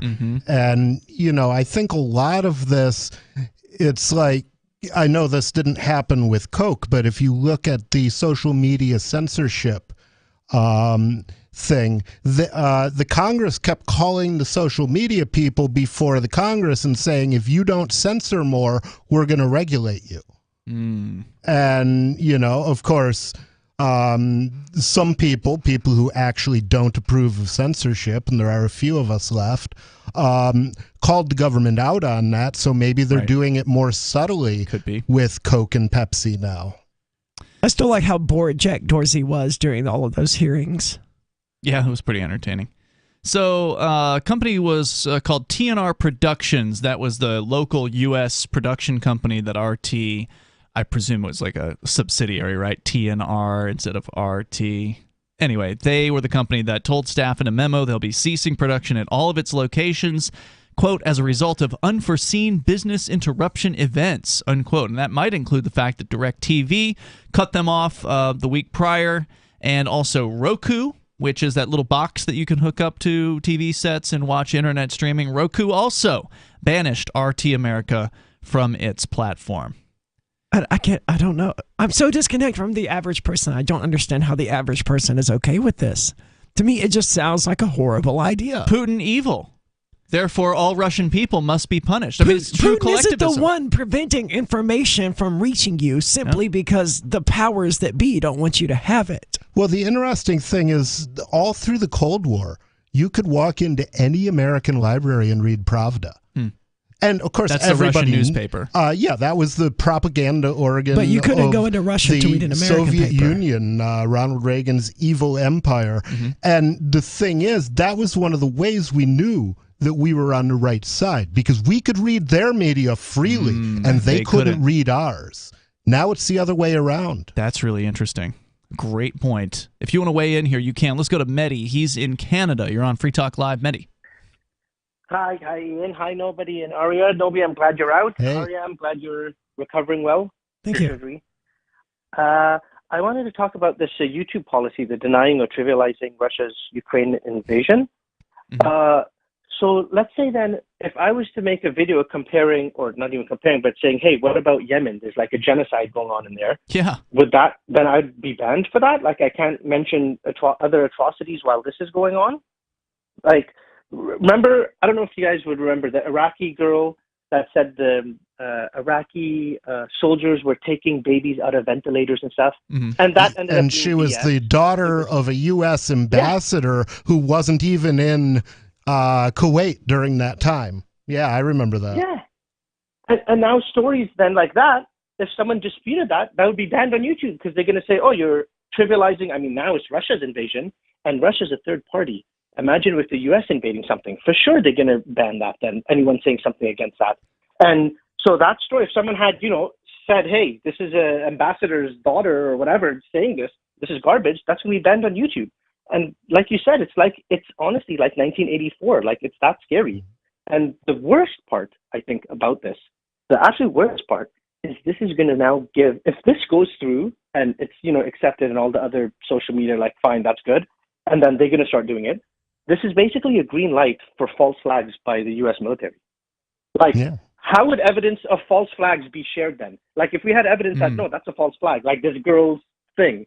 I mean, that wasn't a false flag because that was just completely made up. But if the U.S. military does some false flag, and Wiki will show you, you go on Wikipedia, it'll give you 1 million false flags the U.S. has done, how would that be? Like, they can just do false flags, and we can't, how are we going to disseminate? Library, lbry.com. You can go there and learn about this uncensorable protocol, because, again, there's a huge difference between a protocol and a platform. An uncensorable media sharing protocol that allows you to put anything on the internet that you want, and no one can stop you. So that is the answer as to how, but then again, getting people to see it is the real challenge. Just because you put something there doesn't mean that it will garner an audience. And obviously, a lot of people value YouTube because it is the world's #1 video platform. And it used to be that you would get suggestions, right? So if you want to go and view a video about a topic, YouTube would suggest certain, related videos to you. And then they started changing that they only would suggest like CNN, and they would only suggest these big mainstream media companies instead of actual, independent producers. And now they're just wiping out RT and wiping out, as they admitted, over 1,000 channels in just the last 2 weeks alone of this anti-Russian censorship that they've been doing. YouTube suggestion is also terrible. I mean, the whole mechanism is just absolutely terrible. Through a lot of the last year, I was forbidden from using YouTube for anything other than gaming purposes. Like, I could only watch gaming videos and stuff like that. That's since been lifted, but it didn't matter. 6 months into this, YouTube was recommending CNN, COVID-19 crap, stuff from the CDC, stuff from C-SPAN, stuff that I wasn't allowed to watch and have no interest in watching. Even when you were watching a gaming video, it would recommend that to you? And there is nothing I've ever viewed on YouTube that would make them think I'm interested in this. As I understand it, this is one of the things where TikTok is so much better than YouTube. At making recommendations? Yes. Huh. Interesting. Mehdi, anything else you want to share? Go ahead. I was just saying with TikTok, because I don't think it's an American company. So no, they can't, Chinese. So TikTok itself, is not going to make these rules like how YouTube can, or YouTube does, like, for pro-America. But that's why they're probably now, it's the Ministry of Information, as nobody said. That's why they're just going to the users, the influencers, and saying, say this, say that. If you see anyone saying this, attack that, like, Lord knows what they're saying. And like I said, the worst part of this is going to be very difficult now. I mean, not very difficult, you're right. There's Library, Rumble, and Mastodon, right? But, I mean, how are false flags going to be... Like, I feel like it's giving a green light to false flags, and there's nothing that we can do about it, because the MSM obviously doesn't report on it. And now, at least, the original thing for YouTube and all these things where, independent people can give a counter narrative to the MSM. Now it's part of the MSM. So, like, we're dead. Like, how are we going to... just false flags. That's all I see. Well, you mentioned Rumble as an alternative, and I've heard of this company. Yeah. This is a video website. It is a centralized video hosting site. And according to the folks over at Odyssey, now I have not checked these claims, but according to Odyssey, Rumble has terms of service that may prohibit people from criticizing Israel. So so they're kind of like a conservative video website. And so you still may not have, freedom to express yourself on that platform. That's just what Odyssey says. Again, that's interesting. Now, I've got a Rumble account. I've never posted anything to it, so maybe you and I should make a video and saying what we really think about Israel, and I'll post it and see if they throw me off. Mehdi, thanks for the call tonight. Definitely share the concerns. Luckily, there are still alternatives out there for freedom of speech on the internet at this time. The number here is 603-283-6160, but you have to get into the habit of going to Odyssey instead of YouTube, and that's a tough thing to create. More coming up. Hey, you are going to love the movie Victimless Crime Spree. It's hilarious, heartwarming, and carries a ton of inspiring freedom messages. Feeling down about the lack of liberty in your life? You need to put on this film with some friends and have a good laugh. It's a true story about me and my friends in New Hampshire living free, singing, dancing, and getting arrested. Of course, it's all on video, and the bad guys, the cops, judges, bailiffs, and sheriffs, they all play their part like it's out of a movie or something. You would think we scripted the whole thing, but it's real life. Go ahead and have a watch, and if it's been a while, have another look. I guarantee you'll notice things now that you didn't notice before. And the best part is that you're going to walk away feeling a renewed sense of your own power. You are the master of your destiny, and you will be free in your lifetime. Victimless Crime Spree. I'm a little obsessed with My Magic Mud. Several years ago, I met Jessica Armand, the founder and CEO of My Magic Mud, and I didn't even know my teeth were coffee stained. A week's worth of use convinced me, and now I use it every 3 or 4 days. It's clinically proven to whiten teeth, and I think it cleans better too. My Magic Mud's available at most local health food stores, Sprouts, Natural Grocers, CVS, Walmart's Natural Beauty Aisle, but I can get it for you for 20% off with coupon code FTL20 at mymagicmud.com. FTL20 mymagicmud.com. Tired of cancel culture? Sick of mega tech corporations holding an axe over your head? Join the LRN.FM Matrix chat server. It's self-hosted, so no one else can tell us what to do or say. Don't like the existing channels? You can make your own. You can even connect into some of our channels from other Matrix servers. It's federated. For the full LRN.FM Matrix experience, though, you should join our server via the step-by-step instructions at chat.lrn.fm. Chat.lrn.fm. On Free Talk Live, we're bringing people to the ideas of liberty every day. From wrestling superstars like Glenn Jacobs. You guys really are having an impact, I believe. Like I said, a lot of where I am now is due to listening to Free Talk Live. You changed my mind on some very important issues years ago. To random people tuning in on the radio. I was kind of stuck in the left-right paradigm. I heard your show by chance on a Saturday night. From there, I went on, joined the Free State Project, and become an amplifier. So, I mean, that's really the reason why I amp is because I know that if it wasn't for you guys being on as many stations as you are, I never would have found the ideas of liberty. You can help more people hear the message of liberty by joining Free Talk Live's AMPS program on Patreon for as little as $5 a month. And you'll get access to special perks. Visit amps.freetalklive.com, amps.freetalklive.com. If you want to know the latest about Free Talk Live before we go on the air, all you need to decide is how you want it delivered. It's your choice. Visit news.freetalklive.com to receive our usually weekly news updates by email. Plus, we have a Twitter account at twitter.freetalklive.com, and you can follow us on the decentralized Mastodon platform at toot.freetalklive.com. So please follow us at toot.freetalklive.com and sign up for our emails at news.freetalklive.com. There are basically 2 types of advertising, direct response and branding. Radio's great for direct response with its low cost to listener ratio, but audio can't be beat for branding, which is a longer-term endeavor. You want to be the first thing that someone thinks of when they think about your product or service. If you have a local business that you want kept top of mind in your community, call the station. If you need national reach, Free Talk Live's got around 200 radio stations, millions of monthly listening sessions, can suit all budgets, and if we don't think we're right for you, we'll tell you. Email me, mark@freetalklive.com.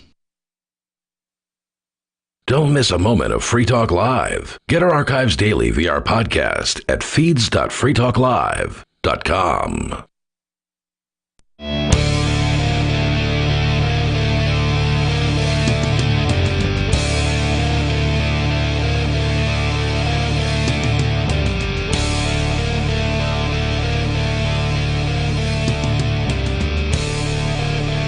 This is Free Talk Live, and you can bring up anything you want here. The number is 603-283-6160. That's 603-283-6160. In the studio tonight, you've got Ian. Aria. and nobody. Free Talk Live brought to you by Bitcoin.com. That is where you can go to learn about cryptocurrencies like Bitcoin and Bitcoin Cash. You can also buy your first cryptos there through Bitcoin.com, and they've got a great news site. So you can get the latest news headlines from the world of crypto over at news.bitcoin.com. But if you're brand new, just go and click on Get Started at the top of the page at bitcoin.com and start watching some of the introductory videos they have there so you can get some of the basic concepts down, which are important to do. There is a little learning curve.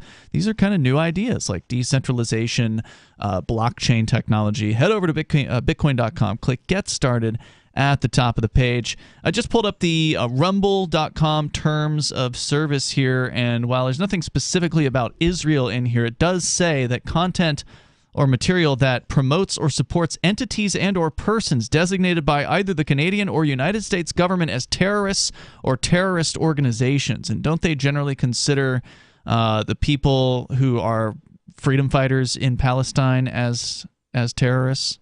I don't know. I know they considered the truckers terrorists, and there are a lot of trucker supporters on Rumble. Yeah. So, just whether they take the channels down or not is another question, but they certainly could. And again, it is a centrally controlled platform. So if you want true freedom to express yourself, library.com, LBRY.com.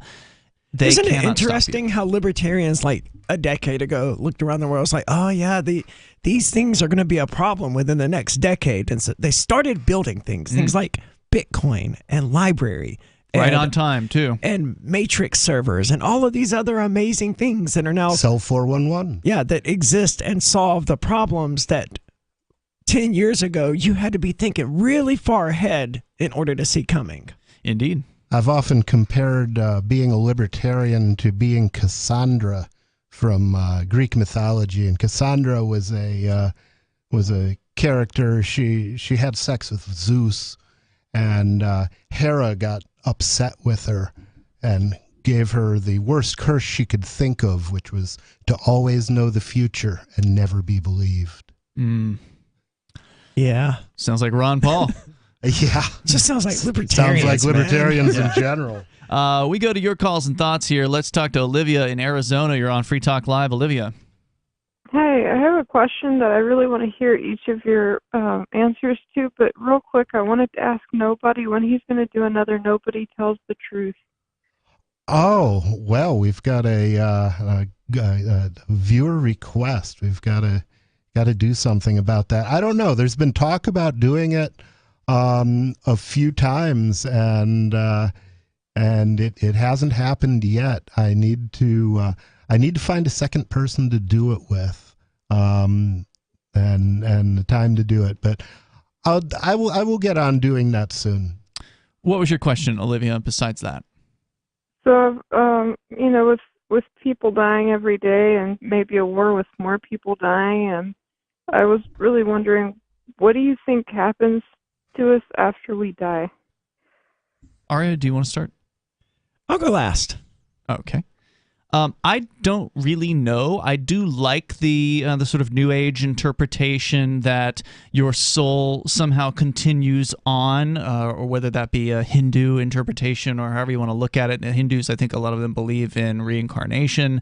But I do like the New Age view that you might come back in for another round, or do whatever it is that you choose to do. Like some people believe that we've chosen to be here for a specific reason. I gotta say, I don't have a real firm belief on this one. I think that there's a lot of really interesting possibilities, but I do like the idea that the soul continues, whatever essence it is that is you, even though on your next life, if you do have one, obviously you don't remember your past life.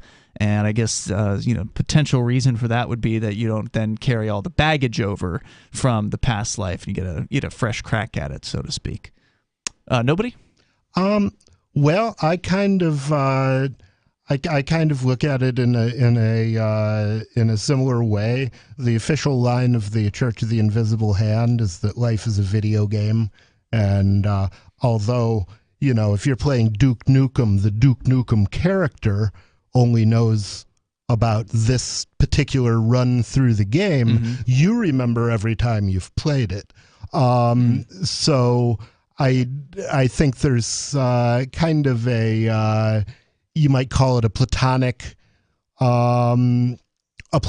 nobody out there, in my theory, who's just riding around in a monkey for a while. And you know, when this monkey dies, he may well come back and ride another monkey. Right.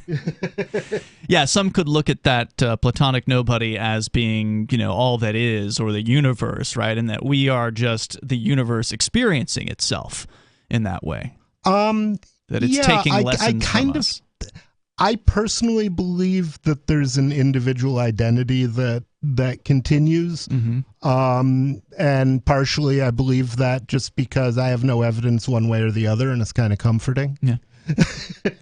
All right. See, I largely agree with you, but it's only in that little last part that he said where I actually disagree. I think the death, as we understand it, is the death of the ego. It's the death of the, I mean, it's a scientific fact that all of the atoms that comprise me... The science is settled.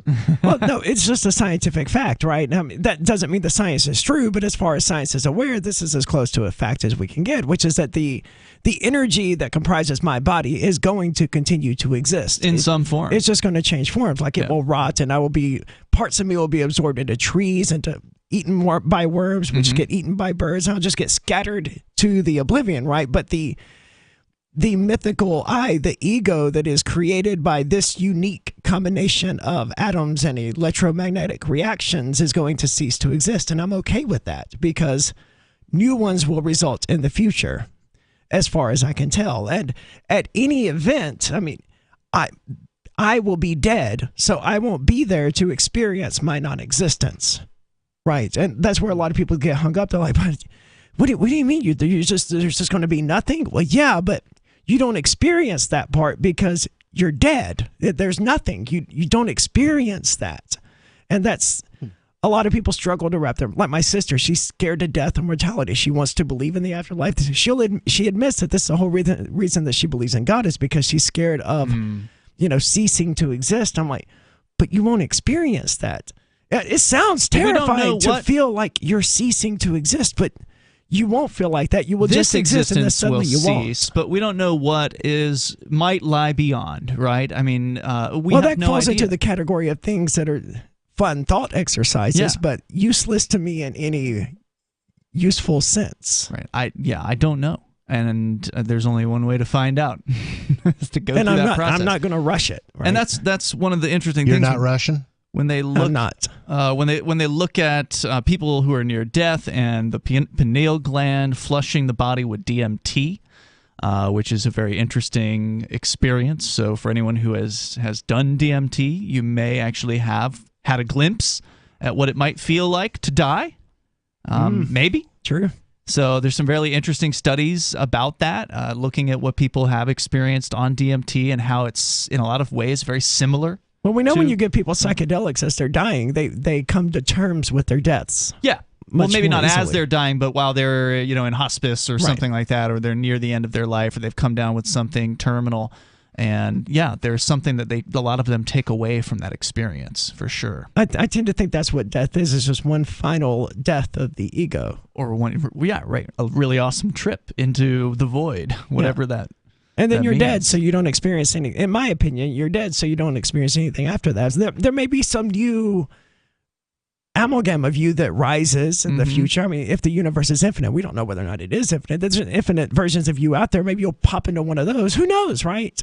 That's a possibility. Or maybe, maybe we've been advancing over time and we started as some sort of a one-celled organism, moved up to lizards and dogs, and then got into the human bodies. And, maybe there's another step past this one. I don't know. Which is more or less the Buddhist concept of karma.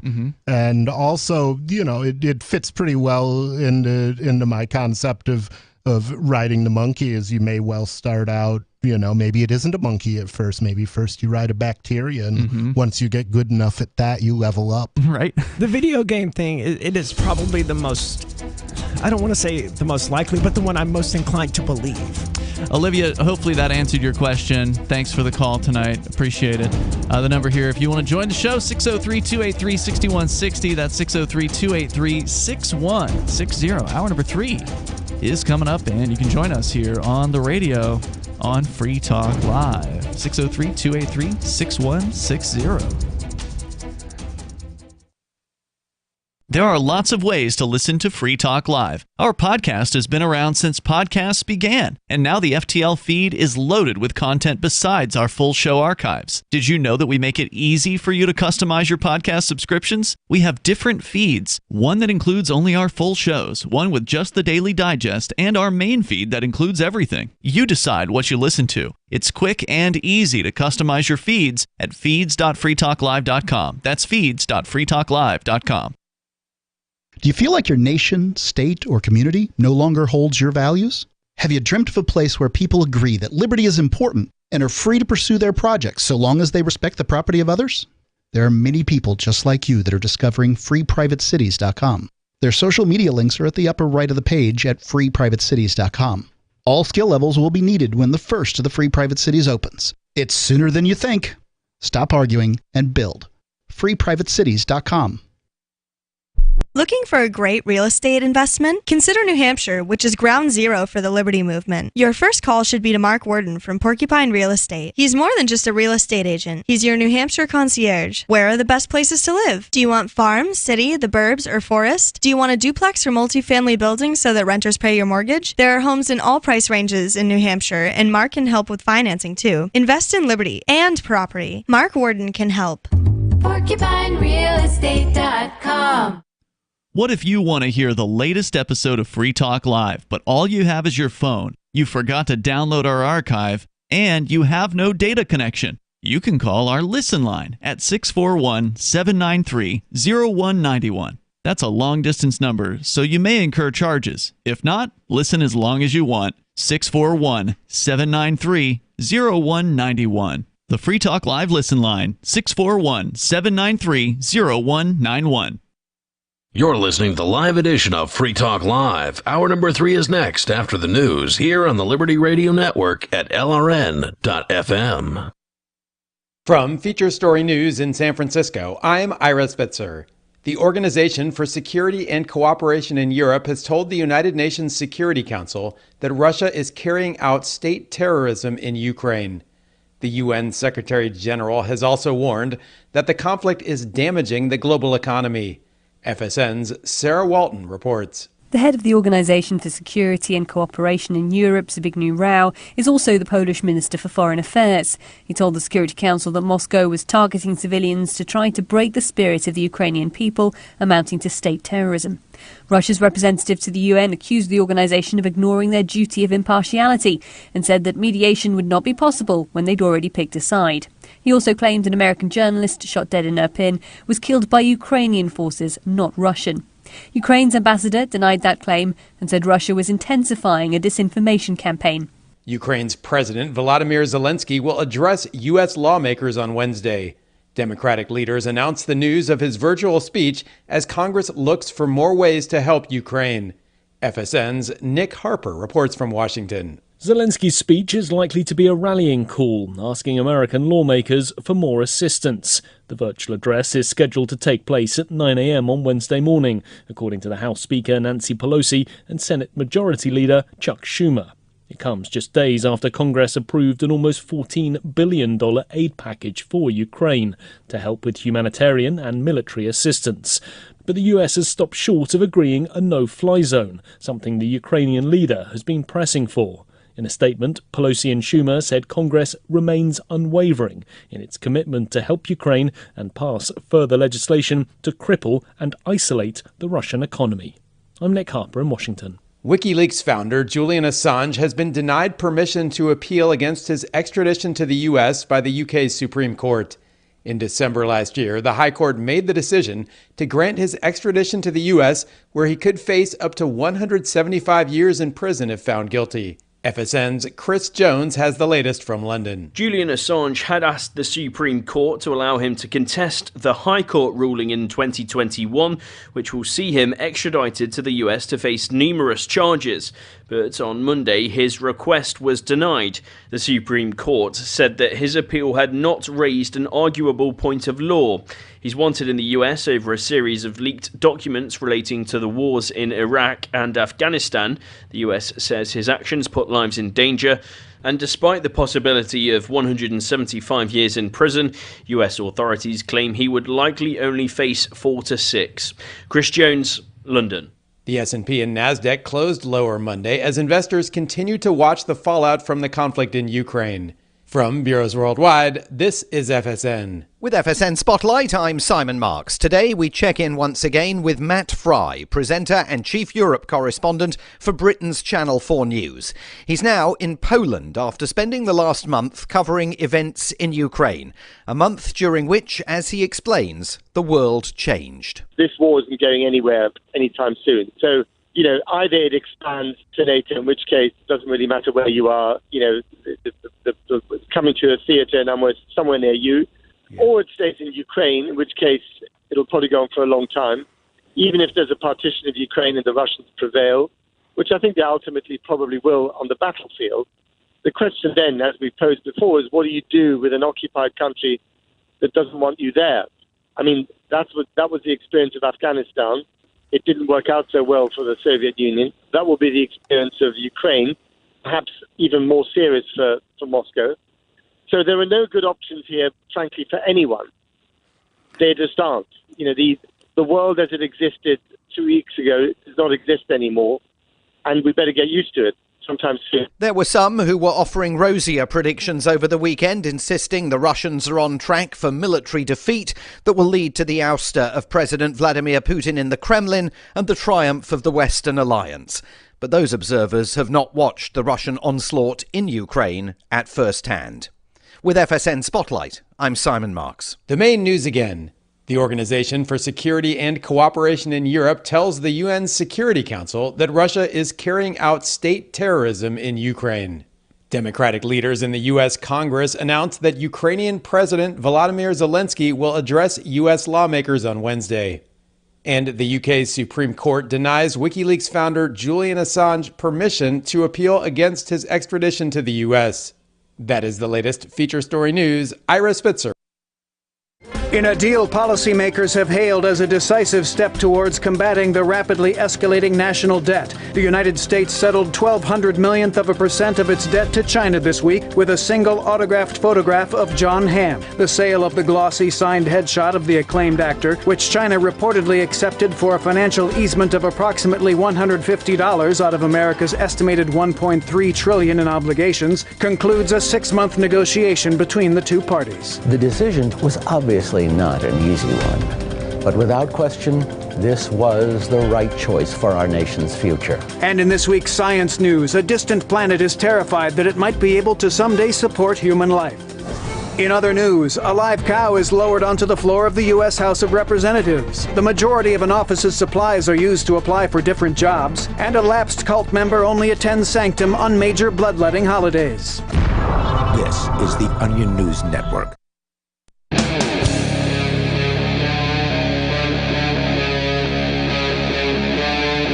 Free Talk Live. It is Free Talk Live. We're kicking off the third hour of the program. The phones are open if you want to join the show at 603-283-6160. And in the studio here tonight, it's Ian. Aria. And nobody. 603-283-6160. Talking about the demise of RT America having shut down just over a week ago. And ceasing operations because, well, basically, honestly, they probably couldn't pay their people anymore. If the money without PayPal or Visa or any of these others that have locked them out. Well, right. Plus the Russian banks, the biggest Russian banks have been locked out of the SWIFT international banking system, and the money to pay the RT producers in the United States was coming from Moscow, right? It's taxpayer money that's going to support these operations. They don't sell commercials. You can watch RT and you will never see a single advertisement. Really? Unlike CNN and Fox and the rest of them that break for commercials, Russia's sponsoring them. So it's just all state-run media. They don't have to have commercial breaks on RT, but they do have to have the ability to pay their staff, and they didn't.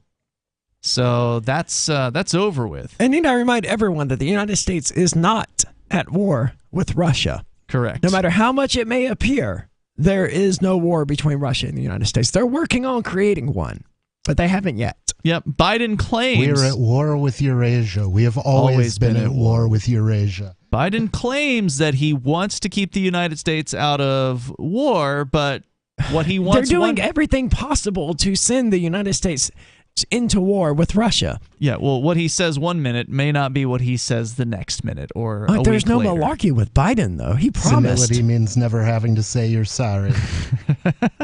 Let's go to Richard. He's in New Mexico. You're on Free Talk Live. Hello, Richard. Yeah, good evening.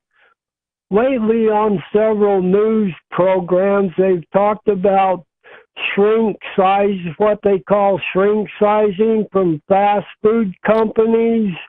The prime example given was a few months ago, they advertised 10 McNugget type items for $1. Mm-hmm. Then they raised the price of their nuggets to 10 for $1.49. Mm-hmm. Now on several fast food commercials, they're advertising their brands of nuggets for 8 of them for $1.49. Mm-hmm. There's stores that have downsized. I'm a candy and soda pop junkie. Okay. And lately, I've had my bags of candy go from 9-ounce size bags of candy down to 6-ounce size bags of candy. Wow. They used to charge me $1, and now they've raised the price up to $1.25. Wow, so they're raising the price and they're cutting the content? Yes, Wow. yes. About a month or so ago, I was buying soda pop for 3 liters of soda pop for $1. Now they've downsized it to where they're selling 2-liter bottles of soda pop, and they've raised the price to $1.25. Amazing. So my big complaint is, if people quit patronizing fast food places and buy generic food, the prices would go down. That's No, they're not going to go down. No, Yeah, they're not going to go down. If enough people, They're not up get as a result of tired it, demand. They're up as a result of inflation. Yeah, see, the way inflation works is basically, it's probably not this simple mathematically, but a way to look at it is that the total money supply has a set value. Okay, so if a counterfeiter prints out a bunch of money and spends it, he is, by doing that, reducing the value of your money. And that's why counterfeiting is illegal. Mm-hmm. Now, the thing is, when the Federal Reserve prints money, nature doesn't care that that's not a counterfeiter. They print money and they buy things, and those things aren't there for somebody else to buy. So if there isn't enough stuff to buy, the businesses naturally raise their prices so they can produce more stuff. It's very much like a piece of paper. Like if you were to hand me a piece of paper out of that printer, and you're like, this is your sheet of paper, and then you asked for it, and I handed it back to you. You tore it in half and handed me that half back. Well, I still have one sheet of paper, and it's going to be very, very difficult for the average person to really explain why they have less now than they did before you ripped the paper. And that's what inflation is. It's the government taking your money and ripping away some of it and giving it back to you, saying, no, you still have $100. And the average American is sitting there going, yeah, but it doesn't buy what it used to. It wasn't what $100 was 10 days ago.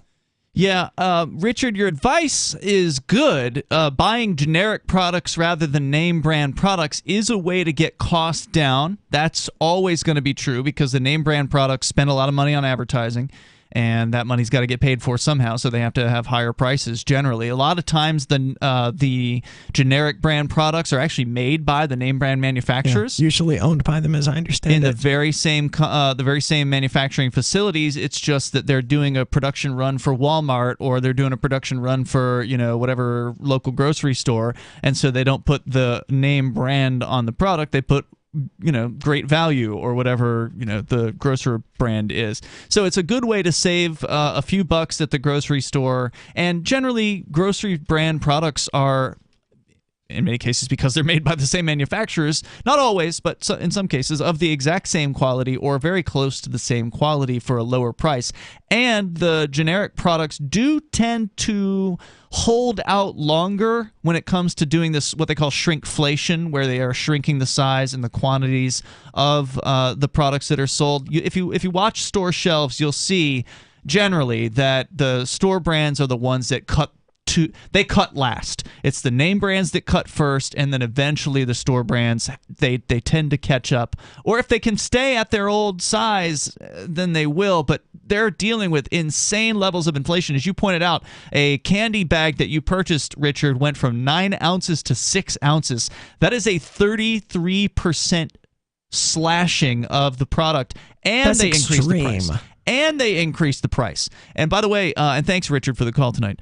I just actually saw today, we were out getting coconuts nails trimmed at the local Petco here at Keene, and right next door to the Petco is a Dollar Tree, and we reported late last year. I heard they were closing here in Keene. No, they were closed temporarily while they did what we saw that they rolled out, which is It's a $1.25 tree. They're now $1.25 tree. And so every advertisement on the front of the store... That doesn't roll off the tongue the same way. It doesn't. But that's what they had to do. They held out for as long as they could, keeping this dollar business model. I mean, yeah, you could go in there and buy a pack of cookies, and it was like 2.5 cookies, but it was still $1. Well, I mean, I think you could get more than 2 cookies for $1. But I was exaggerating. Depends on the cookie. Yeah. But the shrinkflation there has certainly been extreme. Yeah, and again, with shrinking products, there's only so far you can go, right? Like I was saying the other night. Did you ever watch Futurama, where No. Fry got the extra small slurm? It was a soda, and it was like a little thimble. Yeah, full barely of, enough to even have a sip. And that's an extreme example, but it's really that bad right now. And the thing is, packaging things smaller also drives up the cost of production, because the cost of running the packaging machine is probably more or less constant, regardless of the size of the package. If you put there's an easier 6 solution. cookies in it instead of 8 cookies, a lot of things are going to cost the same. But see, there's an easier solution. Instead of like having 6 ounces of candy, say, no, this is 9 ounces of gummy worm candy or whatever. It's 9 gummy worm ounces. You just create a new unit of measurement that's called the gummy worm ounce. This is what Don't give them any ideas. This is what toilet paper and paper towel manufacturers did. They just created a new mega roll or a super roll. Yeah, or double times 3. Yeah. And meanwhile, you're just constantly getting smaller and smaller amounts, but you can't figure it out because it's measured The in market speak is what's getting in the way there. The number here is 603-283-6160. But what happens after they've slimmed down the product to the point where it barely exists anymore? They're going to have to raise prices. And as Richard says, it sounds like they're already doing that directly. More coming up. So you've signed the Shire Society Declaration and are planning your move to New Hampshire to be around more liberty-oriented people. Next, sign up for the Shire Society Forum at forum.shiresociety.com. There are a bunch of people there who are already in the Shire, and they want to meet you. If you're already in the Shire physically, you should also come by the forums. Remember, not everyone uses Facebook. New people are signing up for the Shire Society Forum every month, so drop in and say hello at forum.shiresociety.com. Brute force, intransigent defiance, adamantine will. These are the hallmarks of the AI tank. These gigantic machines have the firepower of an army, but they also have their own sense of honor and duty. When the world breakers arrive, battle will be joined, planets will shake, and war and peace will never be the same again. World Breakers. Stories from David Weber, Larry Correa, and more. Available August 3rd from BaneBooks.com. The new 4th edition of Healing Our World, The Compassion of Libertarianism, will take your understanding of liberty to a deeper level and has over 1,300 updated references, new cartoons, and a foreword by Dr. Ron Paul. With discounts for multiple book purchases, the 4th edition of Healing Our World is a great gift for the liberals, pragmatists, environmentalists, and Christians in your life who think libertarianism is cold-hearted. Get yours today at healing.freetalklive.com and use promo code FTL for a $5 discount. Are you tired of governments murdering people around the world? Stop using their money. There is an alternative. Bitcoin is a stateless, free market, non-political currency. Bitcoin cannot be inflated or controlled by any government. By using their money, you are helping the state. You have an incredible alternative available now. Learn it, use it, spread it. Get started with Bitcoin at Bitcoin.com. That's Bitcoin.com. The Free State Project has reached its goal of 20,000 liberty lovers who've pledged to move to New Hampshire and get active to achieve liberty in our lifetime. Perhaps you're trying to figure out what part of New Hampshire should be your destination. If so, consider Keene. You'll find more than 150 reasons to move to Keene at move.freekeene.com. Keene is famous for its historic, publicity-generating activism, as well as being the liberty media capital of the world. It's home to freekeene.com, New Hampshire's destination for liberty activism, news, and opinion. For years, we've been compiling over 150 reasons to move to Keene at move.freekeene.com, where you'll learn about some of what's happening here and what makes Keene a great place to live. If you love liberty, you'll probably enjoy anywhere you end up in the Shire. But do your due diligence first. Please visit move.freekeene.com for the full list of over 150 reasons to move to Keene. That's move.freekeene.com.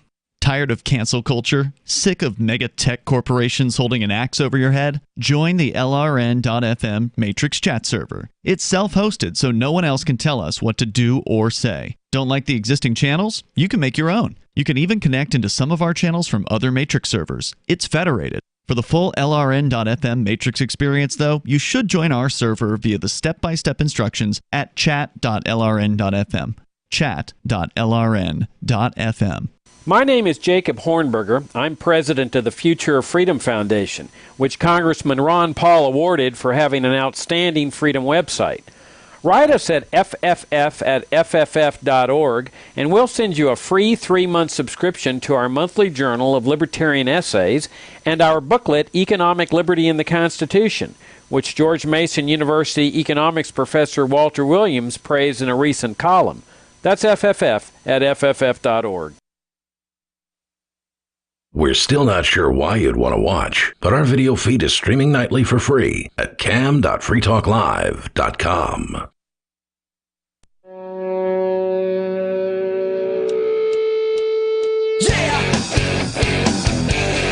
Free Talk Live. Phones are open. You can join the show here. The number is 603-283-6160. We just had Richard on the line talking about some of the shocking amounts of product that have been cut out of the packages of things he normally buys, noting that McNuggets apparently are down from 10 to 8, but the price has gone up. He says the candies and the soda pop that he purchases are both down in amount contained, and also the prices have risen. McDonald's used to have a dollar menu, and it had nuggets on it. How many nuggets did you get on the dollar menu back then? 4? 4, Bonnie says. Wow.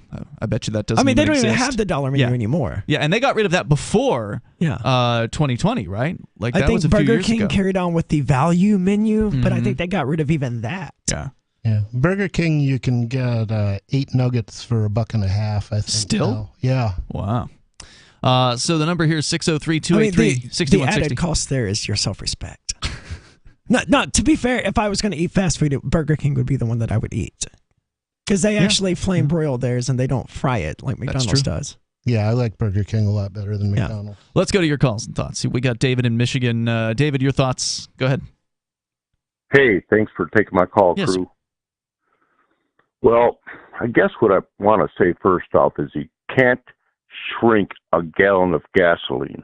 That's true. Heating oil. Actually, if you reduce its temperature, it will shrink. The physicist laughed. But go ahead. You were quick on that. That was impressive. I was not expecting that. Well, that's witty. But David, what was the point you were trying to make?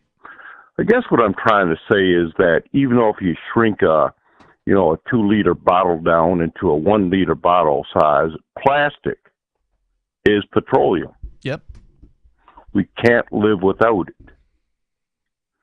Well, you could. be difficult. Well, look, man, I'm not doing the paper straw thing. Not doing it. So yeah, when it comes to straws, at least I'm not living without petroleum. I think what you mean though is because we have petroleum means we have trucks that take things from place to place and make life relatively easy for people. Is that what you're saying, David? I don't think people realize sometimes that, if you get a heavy barrel of oil out of Venezuela, where there's light Texas crude and there's certain different grades of a barrel of oil.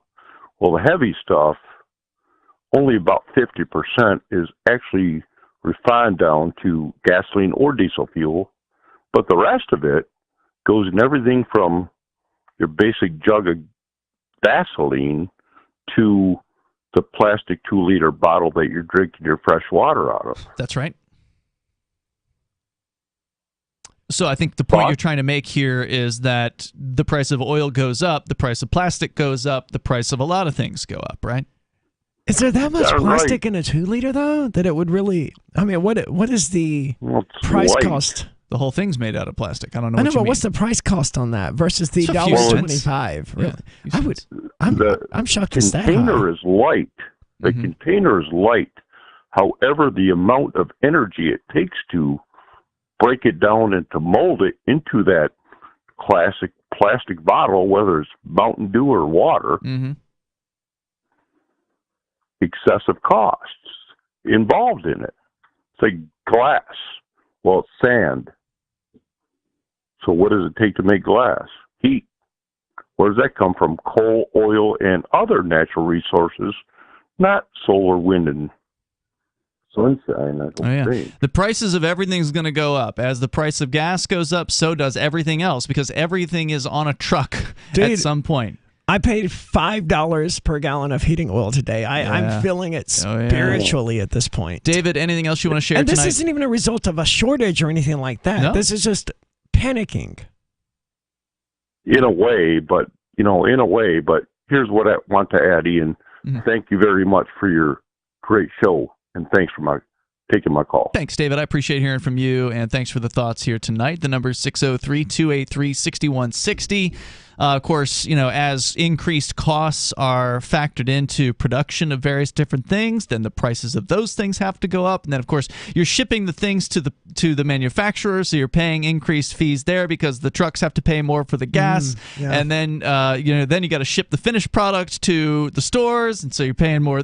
Everything is going up, and it's not going to stop going up. And this is all because of not Putin, like Biden wants you to believe, but because of inflation, which is the increase in the money supplies we were discussing before. It's also the supply shortage. Remember the tractor supply, the tractor part shortage that we talked about back in June or whatever? Right, which was due to a lot of shutdowns that were forced on those manufacturers by governments of China and other places, for instance. So rough times ahead. Yeah, all of these rough times were created by the states.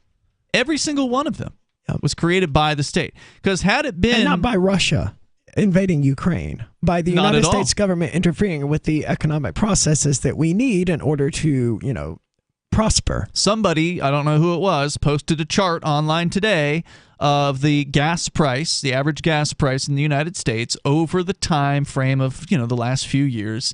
And the price has been going up. Ever since Biden got into office, it's been going up. But that's not really Biden's fault, to be fair. The inflation started under Trump. Under Trump, yeah, exactly. And you're right, it was Trump where they did the $2 trillion bailout package or whatever. So yeah, it absolutely started under Trump. But of course, it takes time, for that money to filter down. So whenever they print up a bunch of money, they give it to their buddies. So they give it to the military-industrial complex, or they give it to the pharmaceutical-industrial complex in the case of COVID, for instance. They give tens of millions or billions or whatever, I think it was hundreds of billions, to all these different companies, and then they pay their staff, and then the staff pays for things in the. So it takes time, right? It takes some number of weeks or months for these things to really kind of filter into the point where prices start to go up. But they will. And we knew that 6 months ago when we said that. We knew that years ago. Here we are. We've been talking about what inflation really is here on Free Talk Live from the beginning. because inflation has always been an increase in the money supply. It is not an increase in prices like they tell you. As Nobel Prize winner Milton Friedman wrote, inflation is everywhere and always a monetary phenomena. Yes. And the reason for that is simple. Inflation is a general rise in prices. Now, as anybody who's got a checkbook That's a symptom of knows, inflation. Well, inflation is an increase in the money supply. That's true. But basically, my point was that if one price rises, well, either you buy less of that or you cut back on something else. Mm-hmm. Okay? Presuming you have a limited budget, as so many people do. Exactly. Or assuming that there's a limited money supply. Mm-hmm. So the world as a whole has to cut back on other dollar purchases if they start paying more for one of the things that they buy. The only way mathematically that they can continue paying the same price for everything else and pay more for one thing is to increase the supply of the money, to increase the size of the money supply. I hope I explained that okay. If you want to join us here at 603-283-6160, what's your experience been in the marketplace? What have you been seeing going up in prices? Something that is just an absolutely undeniable cut of product size or an increase in the price of it. You can join us here on Free Talk Live.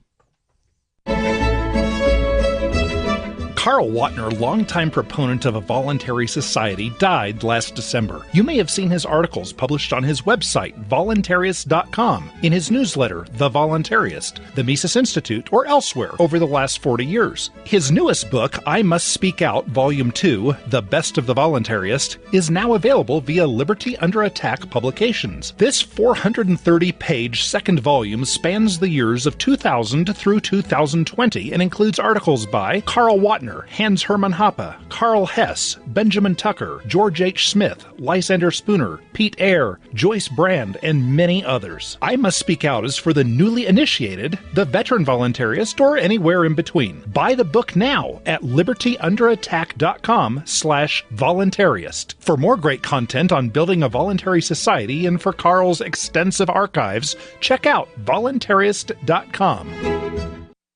From Feature Story News in San Francisco, I'm Ira Spitzer. The Organization for Security and Cooperation in Europe has told the United Nations Security Council that Russia is carrying out state terrorism in Ukraine. The UN Secretary General has also warned that the conflict is damaging the global economy. FSN's Sarah Walton reports. The head of the Organisation for Security and Cooperation in Europe, Zbigniew Rau, is also the Polish Minister for Foreign Affairs. He told the Security Council that Moscow was targeting civilians to try to break the spirit of the Ukrainian people, amounting to state terrorism. Russia's representative to the UN accused the organisation of ignoring their duty of impartiality and said that mediation would not be possible when they'd already picked a side. He also claimed an American journalist shot dead in Irpin was killed by Ukrainian forces, not Russian. Ukraine's ambassador denied that claim and said Russia was intensifying a disinformation campaign.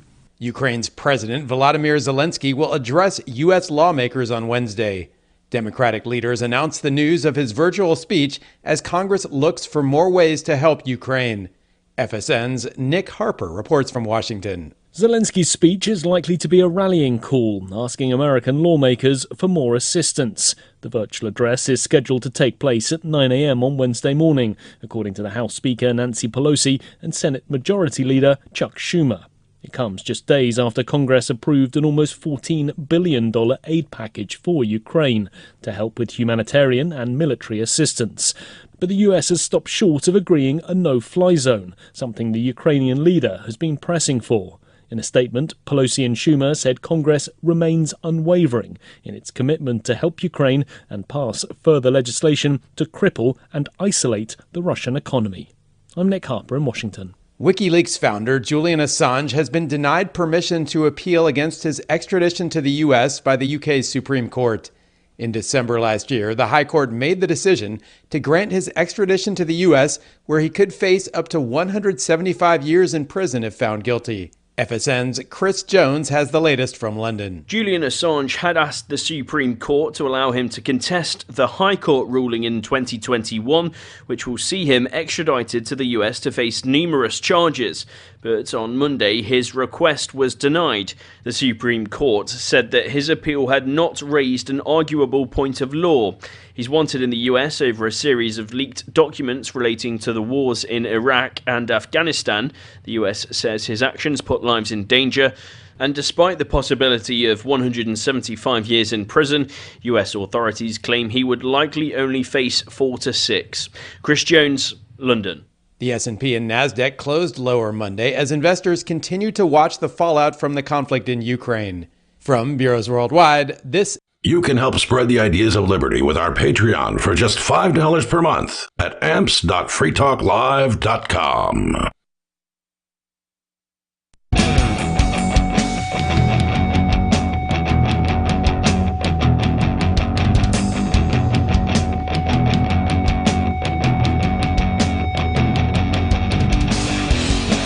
This is Free Talk Live, and you can bring up anything you want here. The number is 603-283-6160. That's 603-283-6160. People are commenting on inflation, which is going to become a very hot topic, I have a feeling, in the next some number of months here. Because, well, when you're on the radio and you want to talk about something, generally, the more relatable it is to people, the more of a popular topic it's going to be, right? Like if we get on the air and we talk about some obscure video game, which sometimes we do.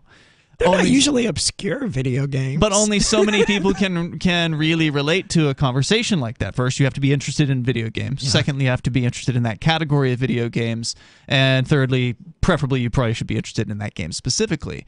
But when you talk about inflation, you are on a topic that absolutely everyone who has money is affected by. And so that is pretty much everyone in the audience, with the exception of a small child or something like that, right? So inflation affects absolutely everybody. I mean, it was like 18 months ago-ish that some big wig at Visa said something to the effect on Twitter, like, never has so much been stolen by so many by so few opt out with Bitcoin. And that was said 18 months ago, give or take. I don't remember exactly what it was, but it's a message that everyone needs to hear, because if you're just holding on to USD expecting them to become anything but less valuable over time, you're betting on a losing horse. That's a plan to fail. Yeah, it is designed to be a losing horse. And it's going to lose harder and harder as time goes on. I think it was Peakless Mountaineer, our Saturday night host, who predicts that not only is inflation going to hit double digits very soon, but that it is not going to go down again. When did the numbers come out again? They're monthly. They just came out for the month of February. So just a few days ago, they came out and it was That's7.9%. Is the official their number, too. Yes, that's their lying number. number. Annualized rate or the rate for the quarter? Yeah. So over the last year, up it is now 7.9%. So we're going to continue here. Your calls and thoughts. You can share whatever's on your mind. We've got William listening in California to K-Talks. William actually calling us from San Diego. Yes, sir. Can you hear me? Yeah, you're on the air. Okay. Del Monte, the canned vegetables that were 99 cents. Overnight, they went to $1.19. That's 20%. Unfortunate, because that's one of the things that's probably really good to stock up on. Canned food. Yeah. 20%. I'll leave you at that. Good topic. Thanks, man. Appreciate the call. Let's talk to Dave in Michigan. Different Dave. This is Dave Jr. calling from Jackson, listening to WKHM. Go ahead. Yeah, thanks for taking my call, Ian. Yes, sir. I went to a Menards just this afternoon. It's kind of like a Home Depot or a Lowe's up here in this area of Michigan. And I was looking for a tape dispenser, the Scotch tape dispenser, and I couldn't find one. And the last time I was there, they had this whole huge section of school supplies and office supplies and stuff, and it's a little bit smaller now. And but what I ended up doing is I ended up going in the duct tape section. They have the regular Scotch tape, and I bought a big old roll for about I would say $1.25. Mm-hmm. So I was happy with that. But they had these giant ice cream sandwiches, and I love these ice cream sandwiches. And I couldn't find it. They used to be 99 cents, but everything in that ice cream freezer was $1.99. So I took off and I went to my local Mexican restaurant there, and they had a special. It was a Monday 14-ounce Frosty for $1.99. So I bid on that, and I had to wait there a while. And they had a sign saying we're severely short on staff. Yep. And so I got the attention of the assistant manager there, and I says, "Hey, I can help you guys wash dishes. I can come out of retirement." So she had me fill out an application. All right. And so I bought that $1.99 beer, but they gave me those salsa and chips, and I ate a couple of baskets of those, and that was a lot better than the ice cream. That's going to stop soon. They're going to stop giving people free chips at some point. It's going to be like, we can't afford this. We got people coming in here eating all our chips. We're not making any money. We got to stop.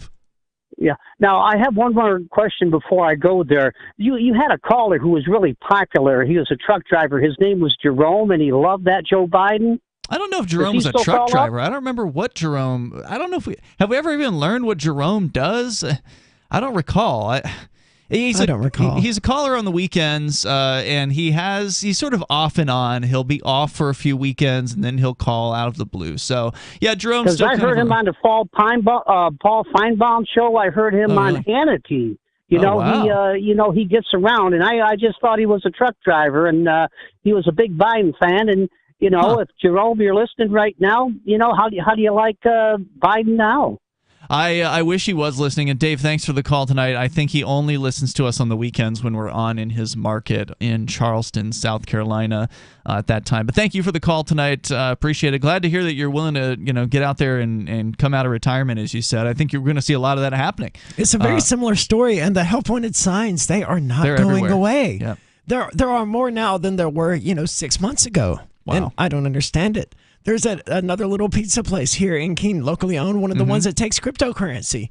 They now have a help wanted sign out there. And it's like, what? Wow. Even they're hit, right? And that's family owned. Everyone there knows each other. Right. So it's hard all around. It is. And I think we're going to see, he said he's retired. He's willing to come out and start washing dishes at the local Mexican restaurant. I mean, that you're going to see that happening, especially as you guys, I think one of you pointed out, Richard's on one of our earlier callers. He's on Social Security, right? Like he's living check to check on Social Security, and that's going to buy less and less and less as time goes on. So I think we're going to see a lot of retirees coming out of retirement and taking some of these jobs that these young people aren't willing to take because they've got to make the rent payment or whatever. They've got to buy food. And didn't this happen after 2007?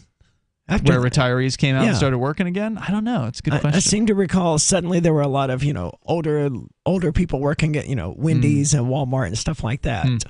Maybe I'm mistaken. I don't know. It's too long ago for me to remember. But maybe someone out there remembers. 603-283-6160. Yeah, feel free to call in and weigh in with your thoughts. But that's just my prediction. It's like if people need money and they know how to work, then they're going to come out of retirement. They're going to go to work. Well, almost everyone's going to need money. I mean, half of Americans are going to need money because half of Americans are living paycheck to paycheck, and suddenly that paycheck's going to buy less. Actually, it's 64% of Americans now are living paycheck to paycheck, according to a study that we talked about the other night. If you give the government enough time, that's going to be 99%. Yep, unless you do something to protect your wealth by getting out of the dollar and into something else. Now, there's no guarantees in life, but you can pretty much guarantee that the dollar is going to go down in value. We don't know what's going to happen with cryptocurrency. It could go up, it could go down in value, but over the years, it has trended on an upwards trend.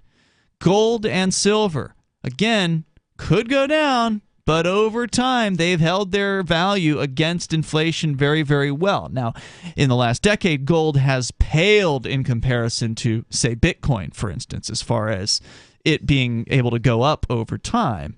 But that said, gold recently eclipsed a nearly new record high, depending on what exchanges you looked at. Like on one of the crypto exchanges, An ounce of gold on the cryptocurrency market did go higher than its previous record, which it hit, I think, briefly in like 2008 or something like that. Okay. So gold's at new stocks highs. are also good for people who don't want to get too weird with it. Even stocks are better than holding USD at this point. Yeah, definitely think about diversifying your assets if you can, because the dollar is a sure loser. And that's true, by the way, for every fiat currency. So don't think you can just like, oh, I'll get the euro instead. No, they're printing that thing out like there's no tomorrow as well. Every central bank all across the planet is in printing mode, and they always are. They always have been. It's just getting heavier and heavier now than it ever has. And they are 100% the reason that Richard's now buying 6-ounce bags of candy instead of 9 ounces. Absolutely true. The number is 603-283-6160. You can join us on the radio here. This is Free Talk Live. This is Michael Dean from the Freedom Fiends. I've run websites since 1996 and have used over a dozen web hosts in that time. AgristHosting.com is the only one that hasn't broken my heart. Agrist Hosting's uptime and service is stellar, and their DDoS mitigation is the best I've seen. That's important because if you tell the truth in this world, you'll ruffle feathers. And some people will try dirty tricks to silence your voice. No matter what the haters hit us with, Agrist Hosting keeps our websites online. If you have a mission-critical commercial presence or a world-changing activism site, you cannot tolerate any skullduggery. So go with AgristHosting.com. Have a WordPress or blog site, but you're not satisfied with performance or uptime? Or just want raw hosting? Want to pay with Bitcoin? Agrist Hosting specializes in high-performance hosting with personalized service. Go to AgristHosting.com and click on the button that says Get Hosted. That's AgristHosting.com. I'm crazy about My Magic Mud. This is the most important oral care product created this millennium, and I'm not kidding. We all have different opinions on politics and issues, but we all have mouths. And I want yours to be as clean as possible, with teeth as bright as they were meant to be. I will never be without My Magic Mud. It's a little surprising, but man, does it work. If you only listen to one thing I say ever, go to mymagicmud.com and get 20% off with code FTL. mymagicmud.com, code FTL. If you want to know the latest about Free Talk Live before we go on the air, all you need to decide is how you want it delivered. It's your choice. Visit news.freetalklive.com to receive our usually weekly news updates by email. Plus, we have a Twitter account at twitter.freetalklive.com, and you can follow us on the decentralized Mastodon platform at toot.freetalklive.com. So please follow us at toot.freetalklive.com and sign up for our emails at news.freetalklive.com. We have some good news. The indictments against Ross Ulbricht in the District of Maryland were dismissed with prejudice, meaning they can never be refiled. This is especially good because those indictments contain the only charge ever made that Ross engaged in murder for hire. This was a serious allegation that Ross Ulbricht denies. It was never prosecuted or ruled on by a jury, but was trumpeted by the federal government and the media as if it were proven fact. The Maryland court held these indictments for almost 5 years, poisoning Ross's case and leaving him under a cloud of unproven allegations. As explained in Ross's appeal to the Supreme Court, the fact that the judge used these allegations to give Ross a draconian sentence of double life without parole violated his Sixth Amendment right to a jury trial. Judges are required to issue sentences based on convictions decided by a jury, not unproven allegations never even charged at trial. Although this is a positive development, the dropped indictment will not set Ross free. Now, a presidential pardon is Ross's only hope of freedom. Sign the petition at freeross.org. freeross.org. There are lots of ways to listen to Free Talk Live. Our podcast has been around since podcasts began, and now the FTL feed is loaded with content besides our full show archives. Did you know that we make it easy for you to customize your podcast subscriptions? We have different feeds, one that includes only our full shows, one with just the Daily Digest, and our main feed that includes everything. You decide what you listen to. It's quick and easy to customize your feeds at feeds.freetalklive.com. That's feeds.freetalklive.com. There are basically two types of advertising: direct response and branding. Radio's great for direct response with its low cost to listener ratio, but audio can't be beat for branding, which is a longer-term endeavor. You want to be the first thing that someone thinks of when they think about your product or service. If you have a local business that you want kept top of mind in your community, call the station. If you need national reach, Free Talk Live's got around 200 radio stations, millions of monthly listening sessions, can suit all budgets, and if we don't think we're right for you, we'll tell you. Email me, Mark at freetalklive.com. Yep, we still do email. Drop your email address in the entry box at freetalklive.com, and you'll be kept in the loop with Free Talk Live.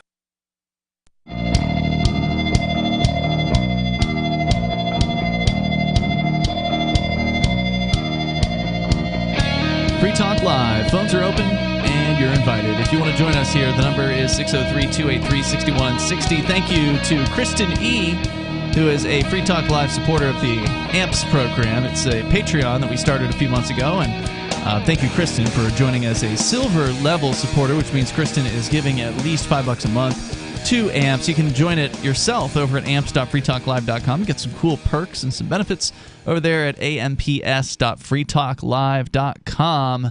And in the studio tonight, you've got me, Ian. Aria. And nobody. Let's go to Nikki. She's calling us from Rossville, Georgia, listening to WGOW. Go ahead, Nikki. Hey, nobody.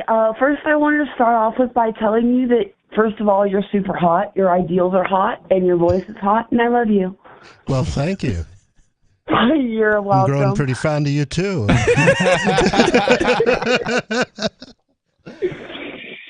Second of all, I wanted to ask, what is preventing Biden from opening our Keystone pipeline? Why doesn't he just let us have cheap gas again? He doesn't want us to have cheap gas. He wants us to be green and poor. I'm tired of being poor. I was born that way. Yeah, That's what the gay people say.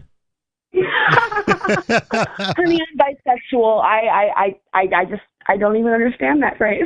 Well, doesn't he want people to be poor? I mean, that's what all governments want. They want their people to be impoverished, so they'll turn to the state and they'll demand that the state help them, to look to the government for their next meal or their next paycheck, because government's there to help, right? Like, that's what we've been taught in all the government schools. That's how they exercise control. That's how they tame the population. Do we all have the same government? Because that's not my government. What do you mean? The same government purports to rule over us. Yeah, I mean, it's not mine either. I don't claim it. I don't want it, but they claim me. But that's what they do, right? Like, they purport to be there to quote-unquote help and to take care of people from cradle to grave. And those of us who are actually independent-minded and freedom-minded don't want their help because we know they're evil and they actually hurt peaceful people, and they actually hurt more than they help. But they still have this this pitch that they're making to people constantly about why we need them.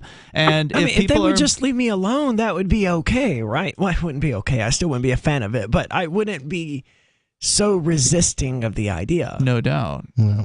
I always remember the chancellor from V for Vendetta saying, "I want everyone to remember why they need us." It's a great line, and it's still so true, and it always has been and will be. They want to be relevant.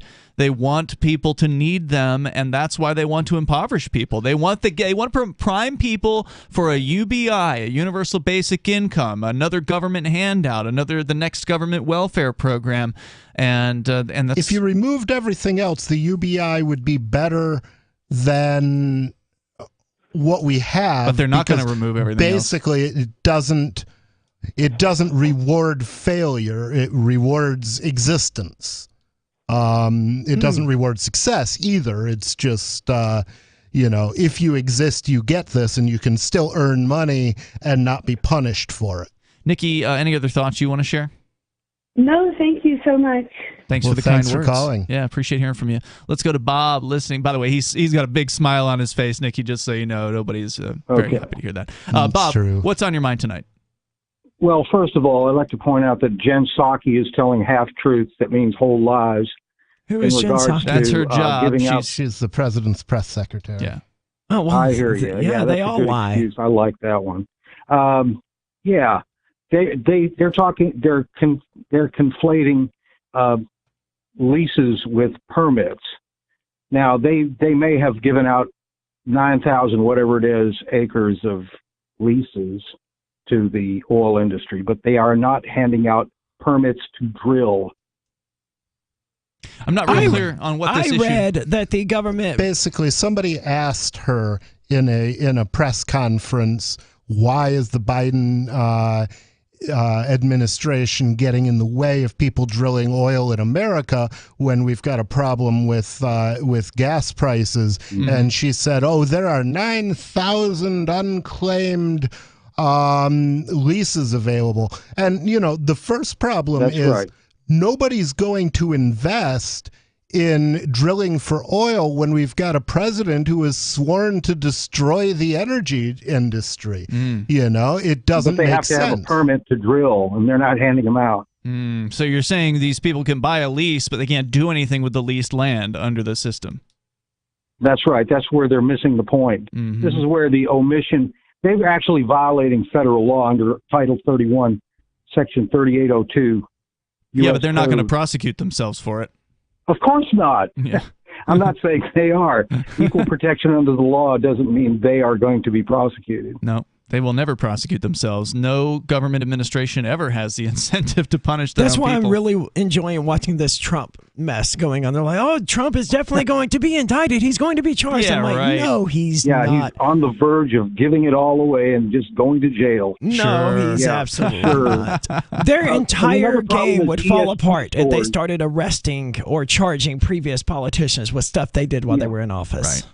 Right. ESG scores are big too with the oil companies because it's called risk management, and the banks are taking that very seriously.